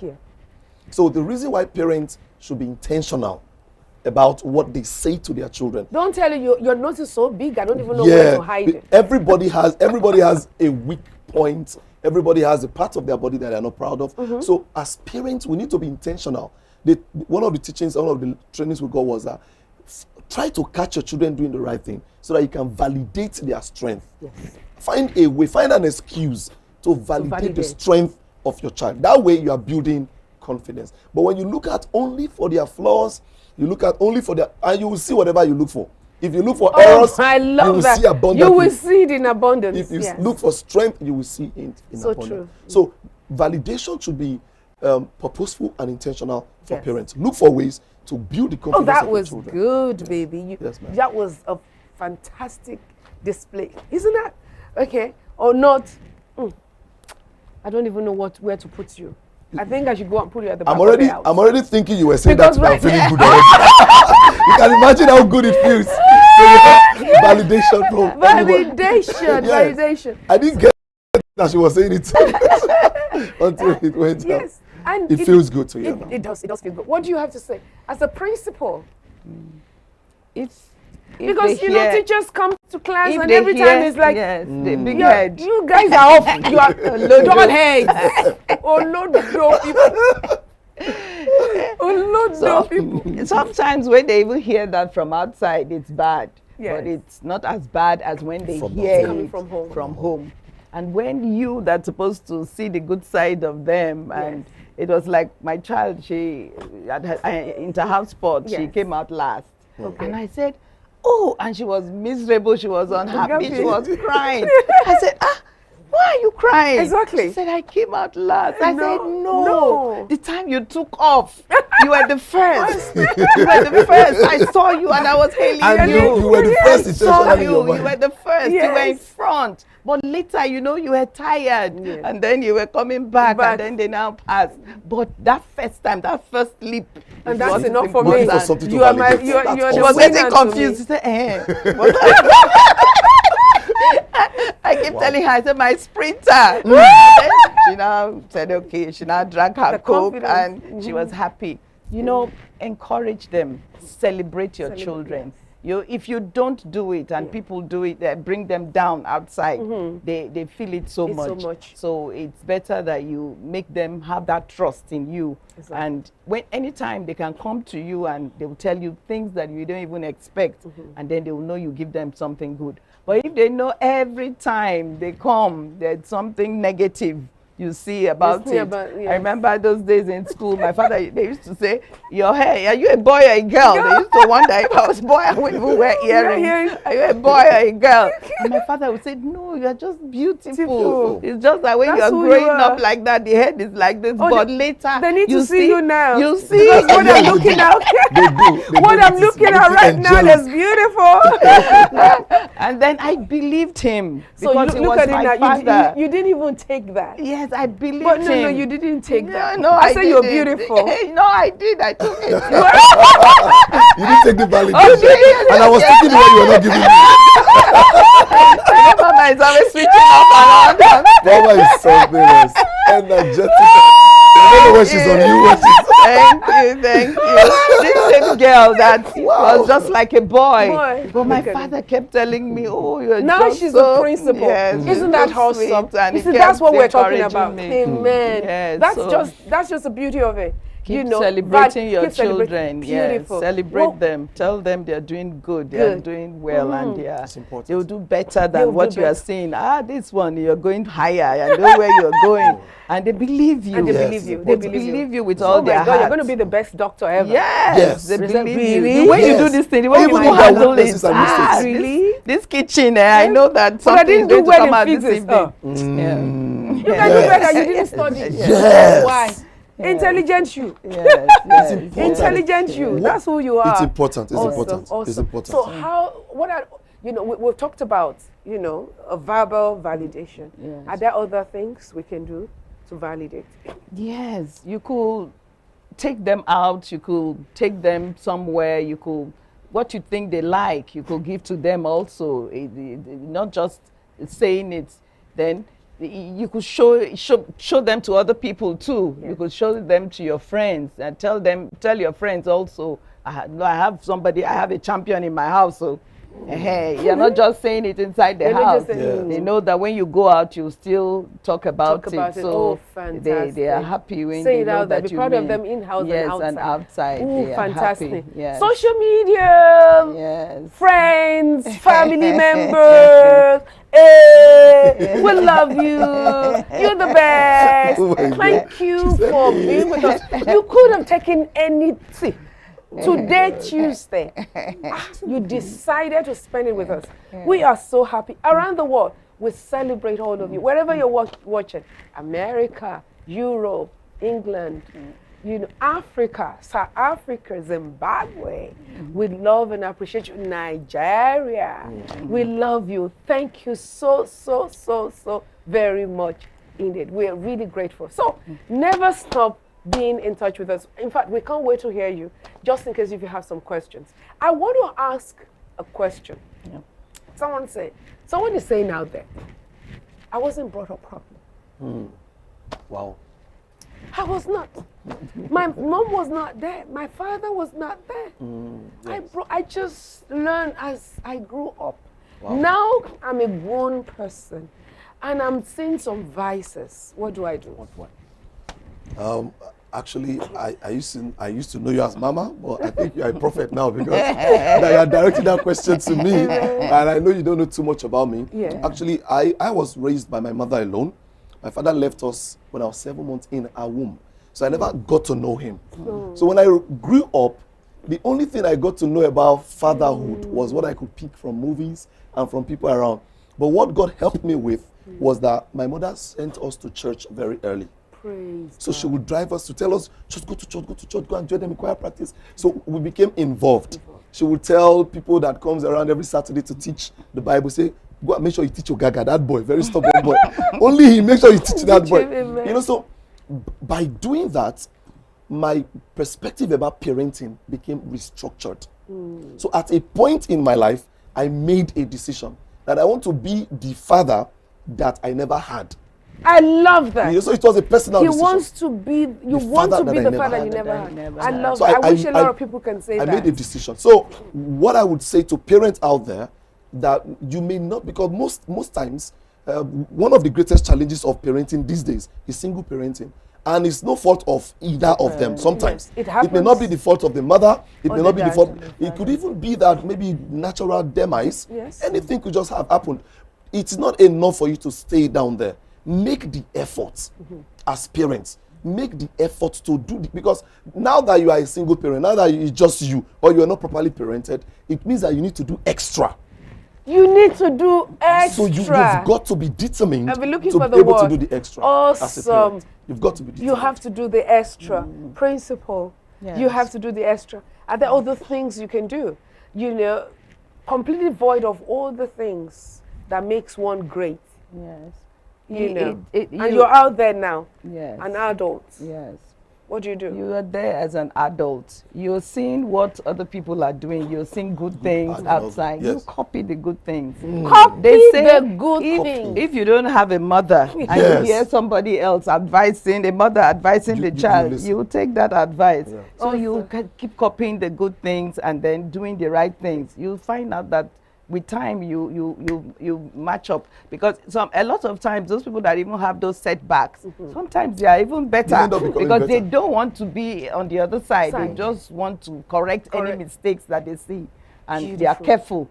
So you find that these people that you think might not get there, they will get there. You'll get there. So encourage yourself. Copy the good. Look for a role model, good role model that you can really glean from, learn from another. That's what you said.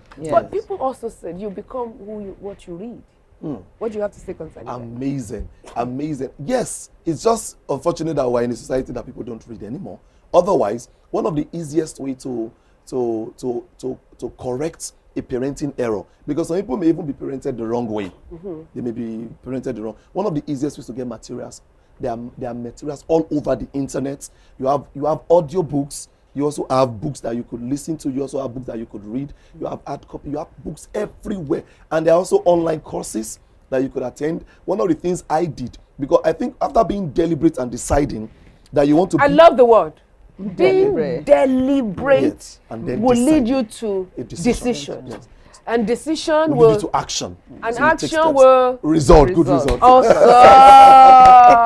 So you get the good result. You get the good result at the end So of one the of the things I did when I decided that I wanted to be a parent that I didn't have. I want to be a man that I never saw anywhere growing up. I never saw that kind of man. I knew that man existed somewhere, and I needed to go search for him. So I started reading.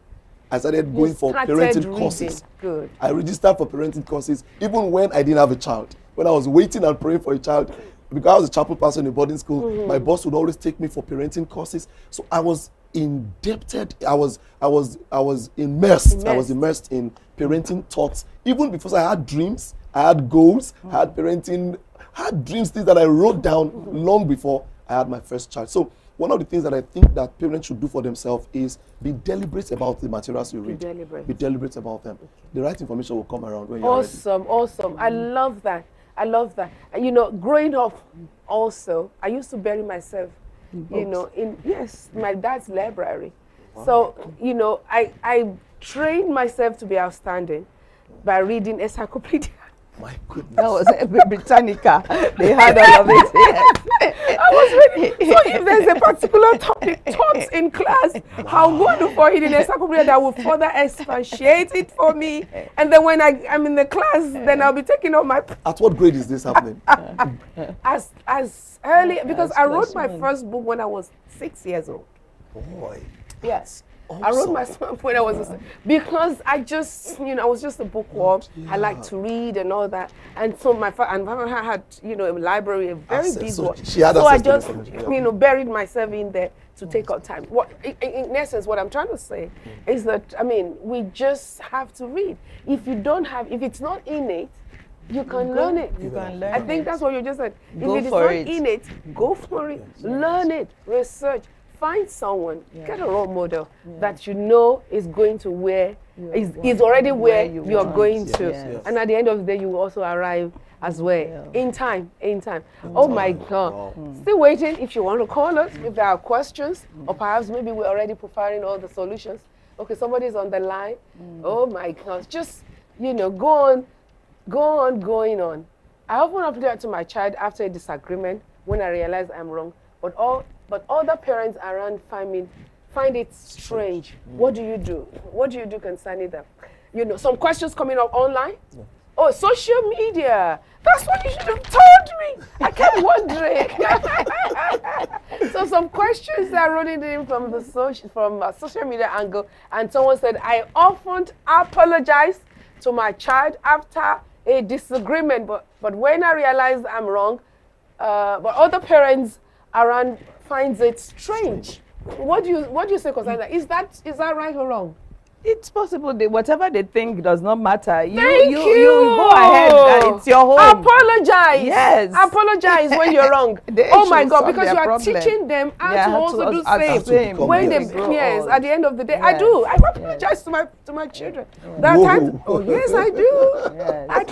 I do. There was a time I think I wasn't in a good place, and my daughter was trying to get my attention, and I think I snapped. Yes, Mama snapped. Yes, Mama is human. Also. So she just called back to her room, and I knew I've done something. So I went straight to her room. I said, "Sweetheart, I'm really sorry. You know, Mama was not in a good mood at that time, all right?" Oh, then she said, "Oh yes, Mommy, I know." But it was important. And that was the end of it. She got up from the bed and came back to the room to assist me with what I was doing. So it's a good thing, Mother. You do all that, whoever. It's a good thing. Never stop doing that. Don't listen to them. You should also know too. There's an opportunity for you to model other parents too. Exactly. So you can also tell those ones that are finding it strange that you could try it. Exactly. It was strange at first when I started. So as a parent, you are not, once you have been able to learn good value as a parent, model other parents. You can pass it on. You can pass it on. Any parents around, try your best to it's a good thing. Yeah. And maybe it's to also let them know the importance of it as well. Because then apart from the fact that you're trying to correct a child, or whatever, through your own mistake, by correcting your mistake, you are also teaching the child to behave. Their own mistakes in the future. Yes. because then they the get latent into, aspect of they it. don't have problem with pride. Mm-mm. You know, It's maybe not a that challenge. they end up being a wife so they can say sorry to their spouse. Yeah. They end up being a husband because I think that's the greatest thing we have one of in the our greatest challenges society. around, Oh man, I'm a man in the house. Do or bad, say sorry. Daddy can never be wrong. Say sorry. You should be the one to say sorry. I'm not supposed to be the one to do so. Okay. The next question here says, Mama, how do I rectify issues concerning my wife having total control of our children, and I have no say in their affairs than providing money? Sylvester Obose. What do you have to say? Let me start with You got me by surprise. A I thought I would go to the principal. No. Yes. When it comes to control, leadership, if it's not influence, it's manipulation. You are either manipulating your children or you are influencing them. So if you notice that your wife has control over the children, then you may be missing out in your role of influencing them. That is missing. So you sit down and ask yourself. You have become only a provider. Only a provider. You're not a father. Only a provider. Just So provider. what you do, you sit down and have a rethink. Just a provider. Yeah. Have a rethink. Give attention first to their mother. Give attention first to their mother. Good. Once you give attention to the mother, it will be easy for the children now to give attention to you. So the best way to have your children love you is in you loving their mother. Woo! I think that's what you have said. That's what you have said. That's what you have said. Okay, now, there are other questions coming. I know some people are very shy asking, calling in and all that, but you can do that through social media. Just type in and then, of course, we'll vocalize it. A lot of parents around me approach parenting as a sort of investment, whereby they do the basic parenting obligations and look forward to reaping huge benefits from their children in future. That kind of mindset for our parents? Principal. Yes. It's an investment. I've sent you to university. You have to train the others. Now, you train the others. Now that you are out, you train everybody. Yes, start sending money right away. Even though you have not gotten a job, do whatever you can. Is it an investment? No, it's not. Of that sort? That is a wrong investment. The child in itself, it's a good thing that you have.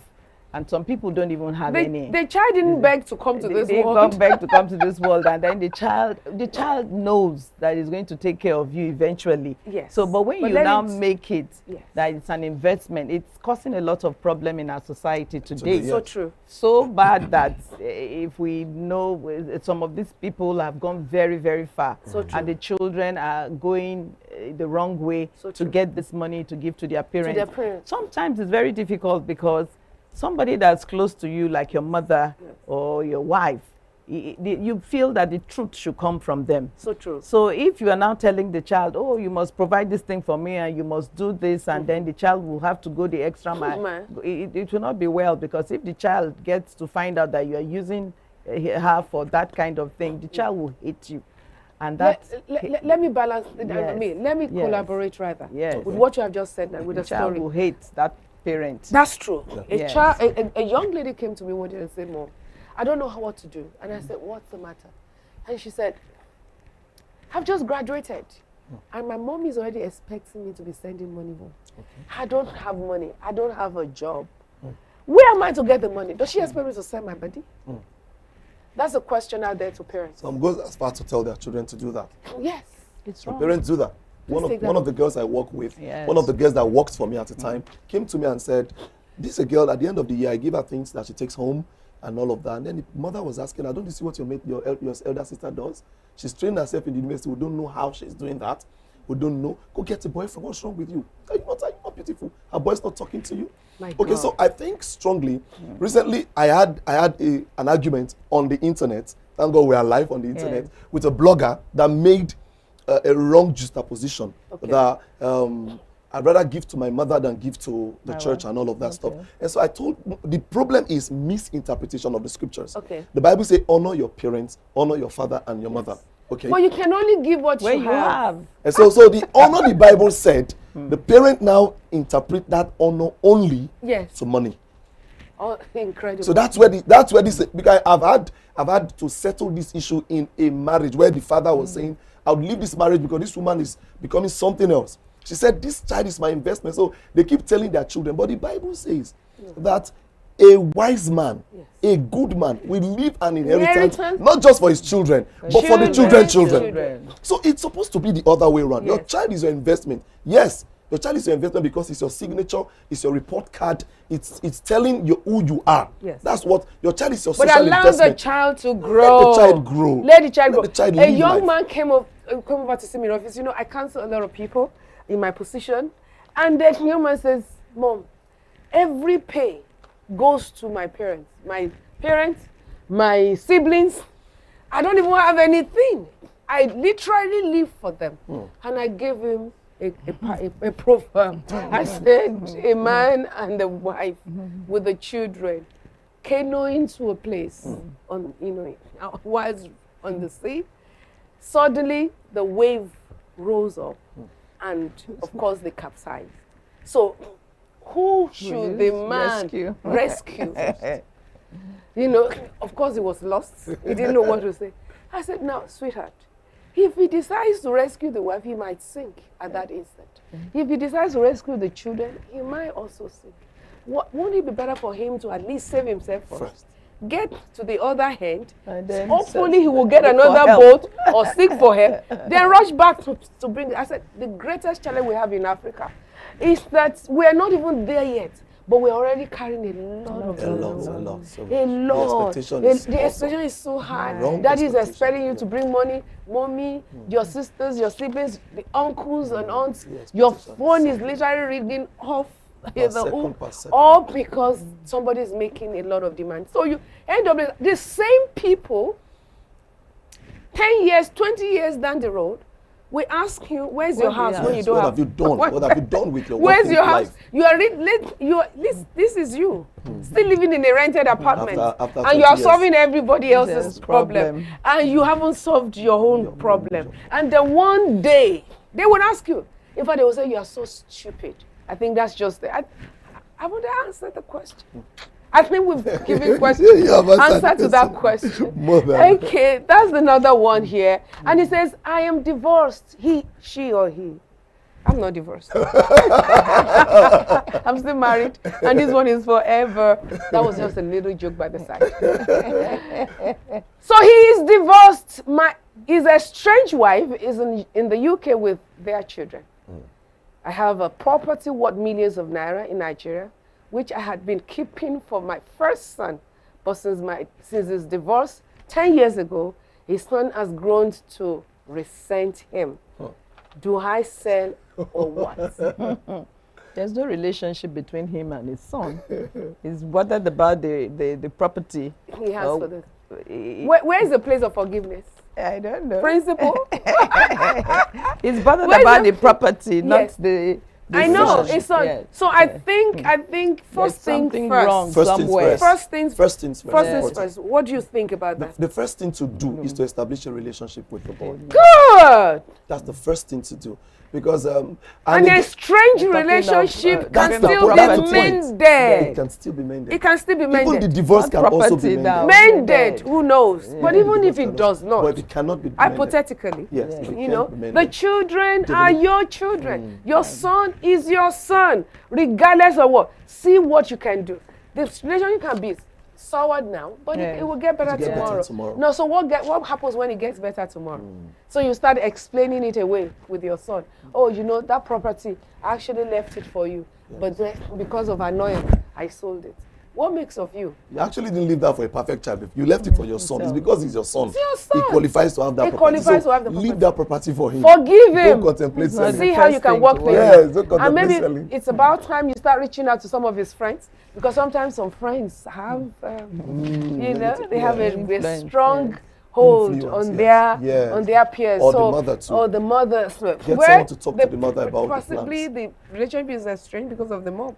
Because there are some mothers too who sit their children down and poisoning their heart against the father. And you don't do that. That's the wrong thing. However, I don't know your story, so I don't want to get that deep. But the highest thing to me, the uppermost, is the need for you to see how you can seek for reconciliation. Okay? family members are there, his friends are there. And if you still have the ears of this mom, you can also toe the line as well. Never stop trying. You see your son, he bears your name and forever will. Okay? It is our prayer that that relation gets, reignited, and then of course that every aspect of the sour mode disappears. In Jesus' name. Amen. Okay, now another question from Benue, and it is Deborah Ehori. I hope I pronounced that name well. I'm not from Benue. And it says, I'm worried that I and my husband are too easy on our kids. I'm not a disciplinarian, neither is my husband. And our kids already know this, and they seem to be doing the most, especially after the COVID-19 lockdown. That's what we're talking about. We are scared the worst could happen when they grow older. Oh. Okay. We actually, went into this before. Perhaps we want to do a recount. Yes. As a matter of fact, I can understand this. I can understand. It's possible they waited. Yes. It's possible. A lot of other things could have been possible. It's possible they waited. It's possible the situation of birth. It's a lot of things could have made. But now that you have realized, the earlier the better. Thank God you are watching us. Exactly. Thank God you are watching this program. Yes. Please, it is now time for you to take a stand. You must set boundaries. Yes, it is your future that is at stake.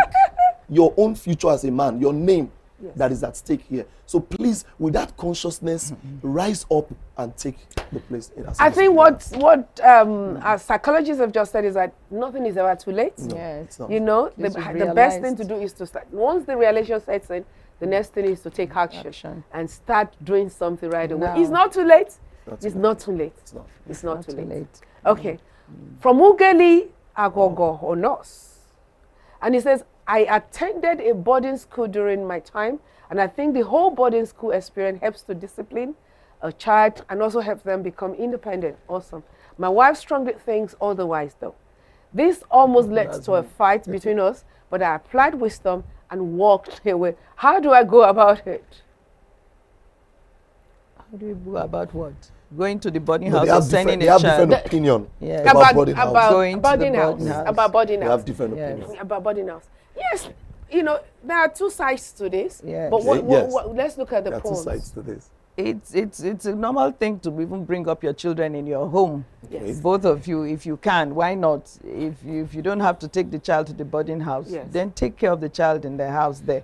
It's possible when you went to the boarding house and you had that training, it might not be the same thing where you are taking this child too. So maybe you listen to your wife and then you see how you work it out. Because you won't use that time you went to school to judge what is happening now. Because sometimes I know some children have gone into boarding house. I think we have a caller here, Principal. We have a caller here. So please go ahead and talk to us. Hello. Yes, good afternoon, ma. Good afternoon. May we please know you? Yes, I want to thank you for this program and this show. You are it's actually helping me and it's building me. I'm just learning a lot from it. Meanwhile, I have a question that is really bothering me that I feel that you can help me with. Mama, my parents are divorced and I'm staying with my father. But of lately, it's really hard and harsh for me due to sometimes he come around with an acquaintance or that I don't know, but I am not pleased with it. So I don't really know what I should do about it. Okay, how old are you? I'm 21. You're 21 years old. Okay. All right. So I don't the really parents know are what divorced? I should do, if I should just be cool and don't talk to him about it, or I should just, because I'm really pissed with it and all that. Awesome. Okay, so multiple partners, I believe. Yes. Multiple partners. Okay. The lifestyle of the father is a challenge to him. Okay. I had a similar experience. I don't want to go into the detail because of. Thank you very much for the call. Because I love my mother so much. The Bible says something about this. It said, children don't correct elders; they entreat them. What you do to elders, what you do to elders, you entreat them. It's important for you to understand, my friend, is that your father is an adult. And he has made his choice. Now that you have come to see that you don't like it, something inside of you is telling you that this is not right. So you don't correct it by fighting your father. That's right. You don't correct it by, no, it is that information that tells you that it is wrong is enough for you to begin to build your life and know, I don't want to become this person. Exactly. Don't resent your father. Your father is acting based on the level of knowledge he has. He may not be born again. There are a lot of factors that may not be there to make him make the right sense of judgment at the time. So what I think you should do as a son is pray for your father. If you have friends that you know that can talk to your father, subtly in wisdom, try and get their attention to what's happening, but make sure you use respect in the process of trying to correct your elder. In the process of trying to correct your elders, use a lot of wisdom. I think that's what we've heard. That is not to say that you should approve of what he's doing, but you can pass on the information in a very in a wisdom manner. Yes. And of course, you've been asked, you can approach someone who is responsible in the family or his friends to help you do the talking. Okay, awesome, awesome. Just keep calling it. And so we also have Ibukun Osford from Canada. Wow. And he says, my eldest son is having the worst time of his life at the moment. He drinks and smokes. And I'm so afraid of whatever vices he might also be involved in. We did our best to raise him up in the best way we could as Christians. However, everything seems to turn around against us. The period he left home to study in the university. Where did we go wrong, Mama? And what can we do to help save our boys? Psychologist. Okay. Yes. Actually, the first thing you want to do as a parent when it goes wrong, don't push the ball. That's the first thing. Because one of the first things we want to do as parents is to say we did all we could do. The question is, did you do all?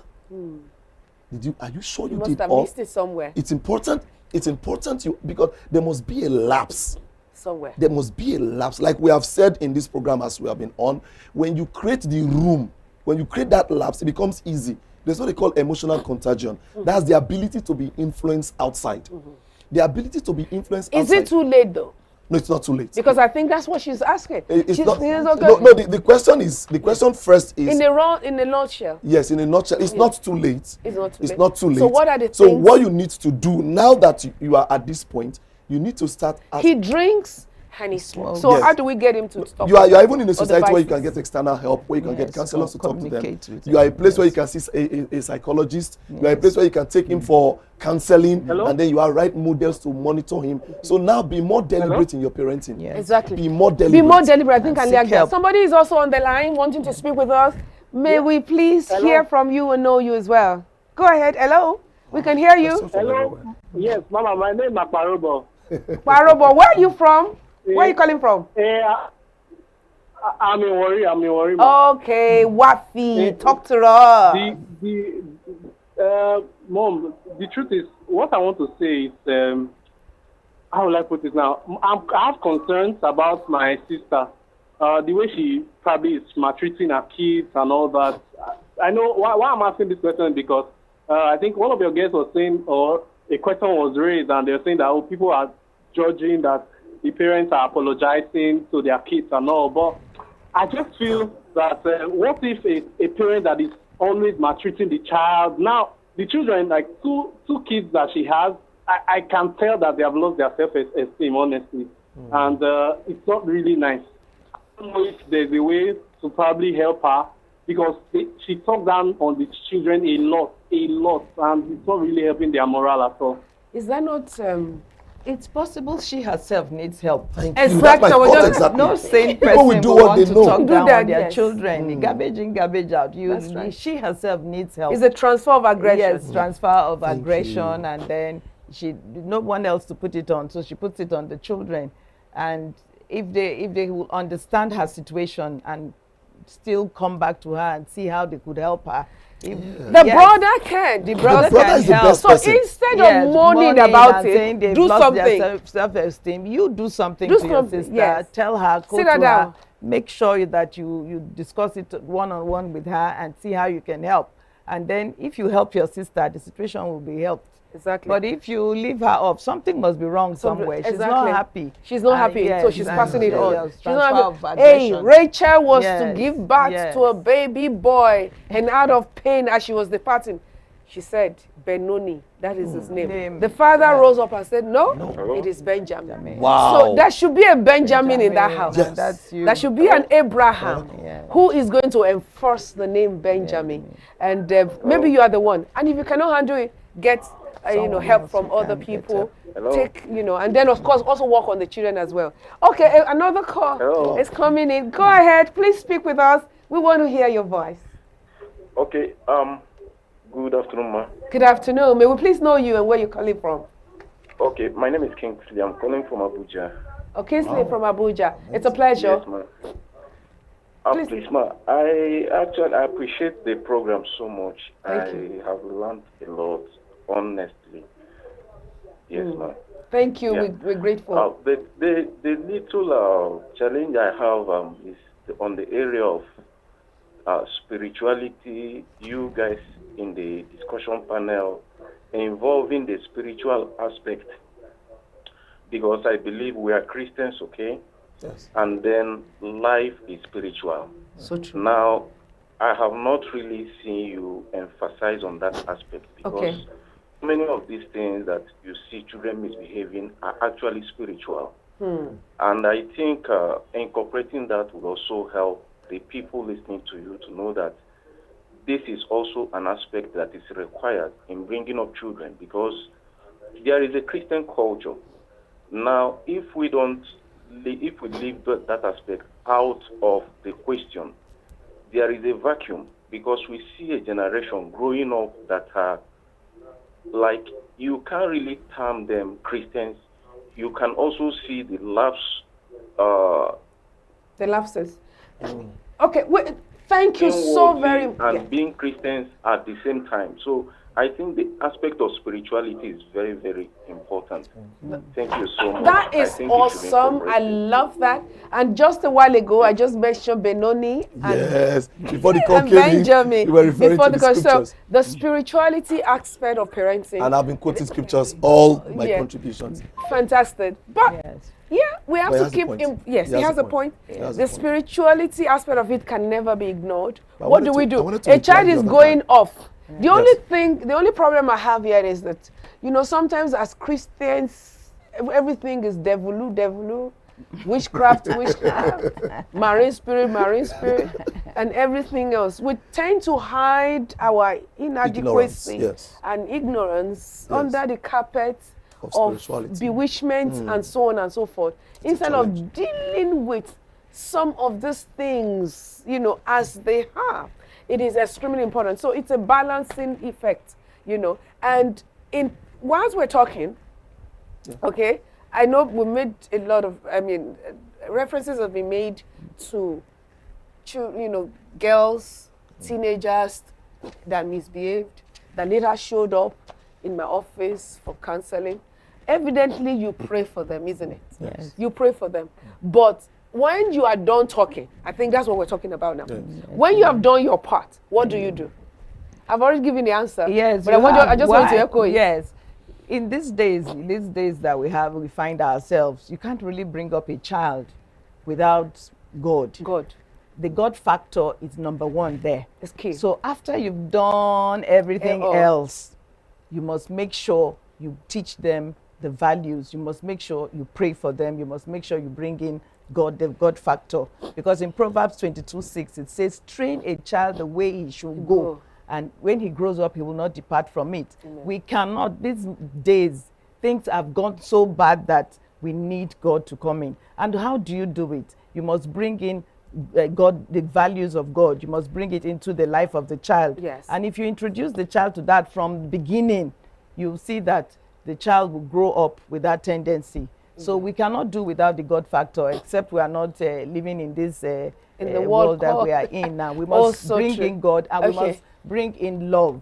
We must love them. It must be in love. Yes, we must bring in love. We must love these children.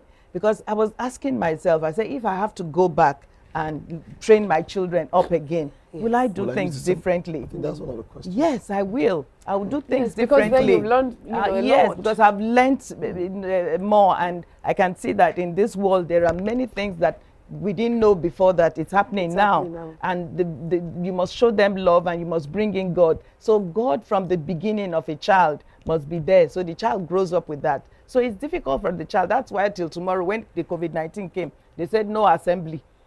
When they said no assembly, we're not praying again. We'll just pray. The teacher will just go to the class and say one short prayer, and then we'll continue. We now started having problems with these children. We discovered that those things we say to them at assembly in the morning, the prayer we make, the talk we give to them, was making a lot of impact, having a lot of impact on them. So we now started, doing it with them. Amen. And then, because they say hearing the word, the faith cometh by hearing and hearing, keep hearing. And when they keep hearing, you see that they'll mend their ways. You cannot rule out the God factor. Even in you can never rule out the God in the world that we are in now. You can't train any child without putting God first. It's so true. Yes. And that comes through what? Can we mention it in a nutshell? Okay. Yes.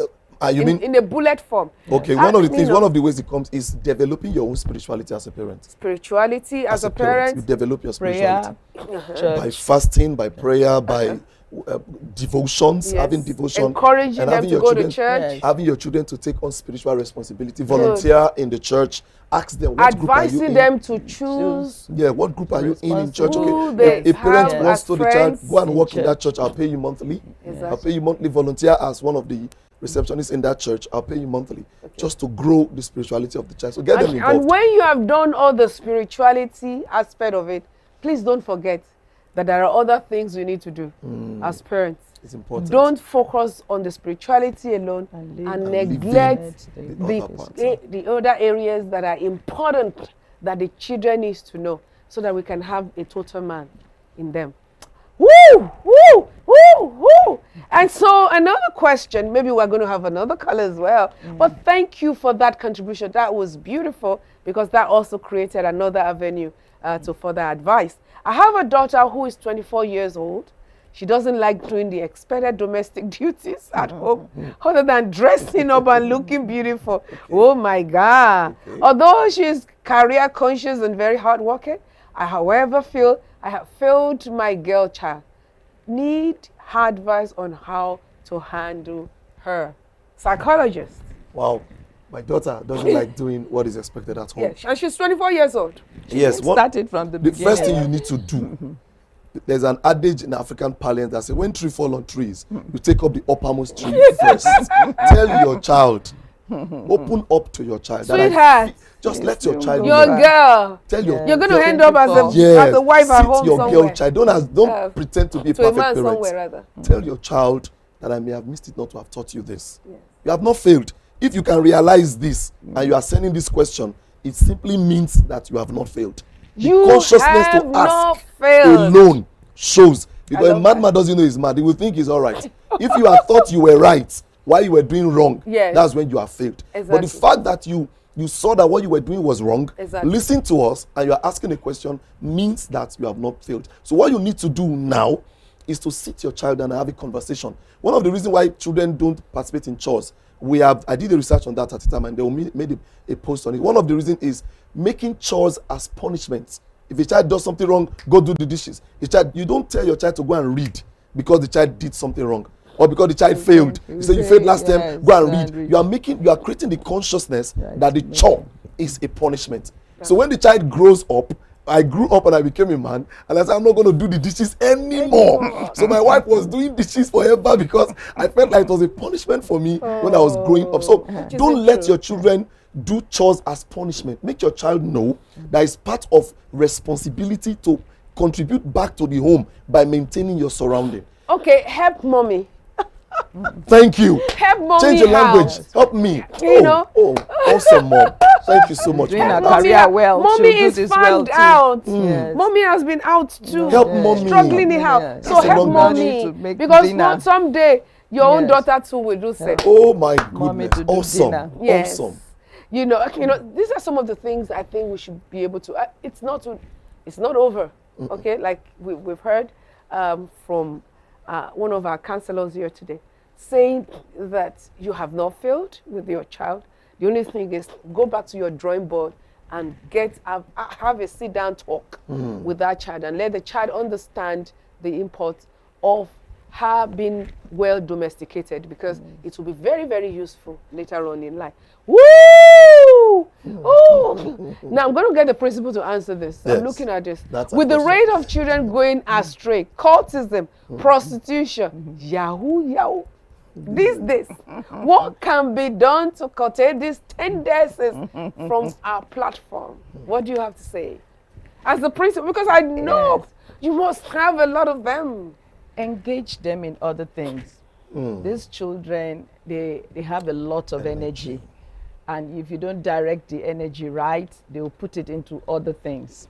And what will make a girl child prostitute? Wow, good question. Sometimes it's not because the father and mother are not providing for them, because the friend is saying, let's make more money. Let's make more money. Let's go somewhere. They really don't tell them at first. Yes. And then when they get there, they see something else. So it's happening these days because the parents are afraid there's a crack there in the home, and then these children are not engaged. They are watching too much of television. Too much of television. They're seeing everything happening there. So true. So they want to do. They are filling their spirit and their soul with a lot of all these things. But if you fill them with other things, engage them in sports. Like the sporting activities we started doing now. We're only doing races before. We said no, we might not have the time to do races. We started doing board games, Scrabble, this is something, Ludo, tennis and all of that. Indoor games to occupy their time. Because sometimes so when they are fagged out, they are tired, they will go back, they will sleep, they will read. But if they do not have anything to occupy them, they will listen, and a lot of peer group influence. The peer group influence. Know who your son is or your daughter is going out with. Know who they are going out with. There was a situation sometime. There was this girl, she was from a Christian home, and then she decided to go to the stadium with her friends. So when she was going to the stadium, she does not wear earring at home and all of those things. And then they now promised her they were going to bring trousers for her. And then she wore this trouser, they planned it, and she wore the trouser in the stadium. And then somebody saw her, called the mother, and the mother collapsed. So when she came, I said, it is not even because it was trouser that I'm angry. No. The fact that someone was able to convince you. Somebody convinced you. It could be a dress you wear, but you are at the wrong place. And you are at the wrong place at the wrong time. So you must know that the person was the one influencing you. It's supposed to be the other way around. Awesome. You should tell the person, if that's what you are planning, no, I'm not there, I won't be there. So if I see her, I'll tell her, oh, the girl that almost killed her mother with trousers. But the mother created that room for her. So the way the mother was taking it, it was just because it was trousers. That was her problem. I said, no, it's much more than that. So you see that these children, sometimes they are just normal, and then somebody else will just make a suggestion, and then they'll try it out. They will try it out. When they try it out, it can be disastrous sometimes. So don't prostitute. Yes. Because you have value for yourself. Okay? So don't join bad people, bad gangs or whatever, because you're going somewhere. You know, there's this adage that that is well said in Warri, follow who know road. That English, don't ask me. But it's pidgin, by the way. Okay, so another question coming in says, anytime I have a disagreement with my children, I often quote the Bible verse that says, respect your parents. So it will be well with you. Yes. But they also reply with another verse that says, don't provoke your children. Yes. This one gets speechless. Is there a contradiction between the two verses? No. No. Who can help us with that? Yes, I would like to talk about that. Okay. That's one of the things. Parents don't realize the generation we are in. Oh my God. The children you have in children's church, The question they will ask They parents. are IT children. Parents don't understand. Some parents they are erroneously believing that my child, good girl, she doesn't have a phone, she doesn't know anything. Oh my God. She has a classmate that has a phone. She has a seatmate in church that has a phone. She has somebody that knows something that so don't assume that this Bible, they know the Bible. So what you do is you don't quote Bible to your children when they do wrong. You teach them the Bible, you teach them the scripture. And as you teach them everything. Teach them this part too. That says, parents, provoke not your. So by the time your child is quoting it to you, debate with the child. How did I provoke you now? And if you are guilty, apologize. If the child is guilty, punish. Exactly. So don't punish your child without hearing them out. When you do that, you see, I'm glad that your child, I want to congratulate the person, as a matter of fact, that your child could, when you are saying that your child could talk, and the child is not afraid, it means that you're a parent that allows your children talk sometimes. So what you do is, okay, how have I provoked you now? How did I provoke you to disobey me? In communication. So let the child, so by the time he discusses, he will now see in his discussion that, Daddy, actually you told me not to go there, but I was just trying to be smart. Okay, now for 2 weeks you don't watch television. For 2 weeks you don't go that place. So are you going to so let punishment be based on agreements. I don't even like the word, because the punitiveness of it should be reinforcing. Discipline is better. Discipline is often better than punishment. It's often better. And then, I take it to another level, reward. If you do good, you get rewarded. Good. In a good way. If you do the other way, you get rewarded. In a negative way. I saw a school that called the whip the corrector. The corrector is your friend. You get the whip for it. I know. Well, it has been awesome. Thank you all. Those, all those out there, the audience out there, for sending out questions and all that, and those that called in as well, and those who just patiently listen to us. We want to believe that you have learned something and you will have a take-home from this program. Before we sign off for today, we want to extremely appreciate our discussants, our subject matter experts. They have done marvelously well. We've learned from them greatly, and we are so grateful. I want to start by appreciating Mr. Ogaga Darlington Osai. Thank you so very much indeed for being here today. A wonderful privilege. Such a pleasure. We are really grateful. And then a shout out to Mrs. Otomi Mofe Eunice, who is a principal in Nana Model College, Warri. Thank you so very much for being here. We have really learned from you today. And to all our audience out there, we're simply saying thank you so very much. We help parents differently, but it's safe to say that most of us have the same goals in the mind when it comes to raising our children, that they're happy, healthy, functional, and turned into kind adults that contribute to our society. We do not want to leave them halfway, because God will never leave us halfway. God will always take us down to the destination that we belong. And that children, there are 3 different types of children. The children that you don't so much have to spend much time on to take them there. Just a little to take them there. But there are those you have to hold their neck to take them there. And there are those that you have to carry to take them there. Which one have you at home? Whichever one you have, okay, don't lose hope. That child can become a president tomorrow. We have so many of them. John Major was a failing student before he later passed out, and tomorrow became a prime minister. Who knows? Maybe that child you're raising is going to be the president of the day. Who knows? Maybe you're going to give that to a first lady. Who knows? Maybe that child is going to be a principal, a doctor, a lawyer. A person of high notoriety in our society. Who knows? Who knows? The answer is in your hand. Utilize it so that your tomorrow can be better. It has been Mama Helen and you, all the way from Warri, Nigeria today. And we are so glad that you joined us. Don't forget watching African Broadcasting Network. For all our partners around the globe, thank you. You can still send in your questions. We'll be very glad to give or provide solutions to them or answers, as it were. And whatever it is you want to do, call in XYZ. We are here for you. All we are after is that life will treat you well and that you will fulfill destiny. That is our prayer. Thank you for watching us. We love you, and it is forever. Bye-bye.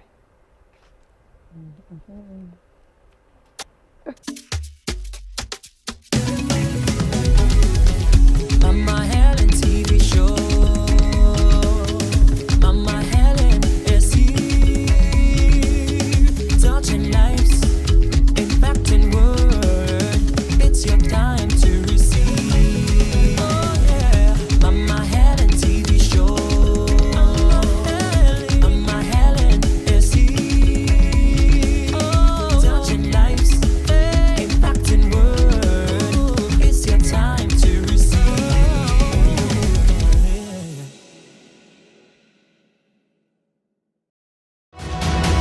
Let God Arise 2021. Speakers: Reverend Dr. Ini Akpan, Reverend Sam Usaga, Bishop Abraham Chigbudu, Apostle Joshua Talina, Reverend Donna Dunze Jr., Reverend Ting Basha, Reverend Innocent Ogbe, and Reverend Mike Akindakbo. From the 1st of August to 31st of August 2021, 4:30 p.m. weekdays, Sundays, first service 7 a.m., second service 9 a.m. Chief host Papa Ayo and Mama Helen Lorisha Jackford. Happening at Word of Life Bible Church, the International Gospel Center at Jamimoga Road, Warri, Delta State, Nigeria. You don't want to miss this. Let God Arise 2021.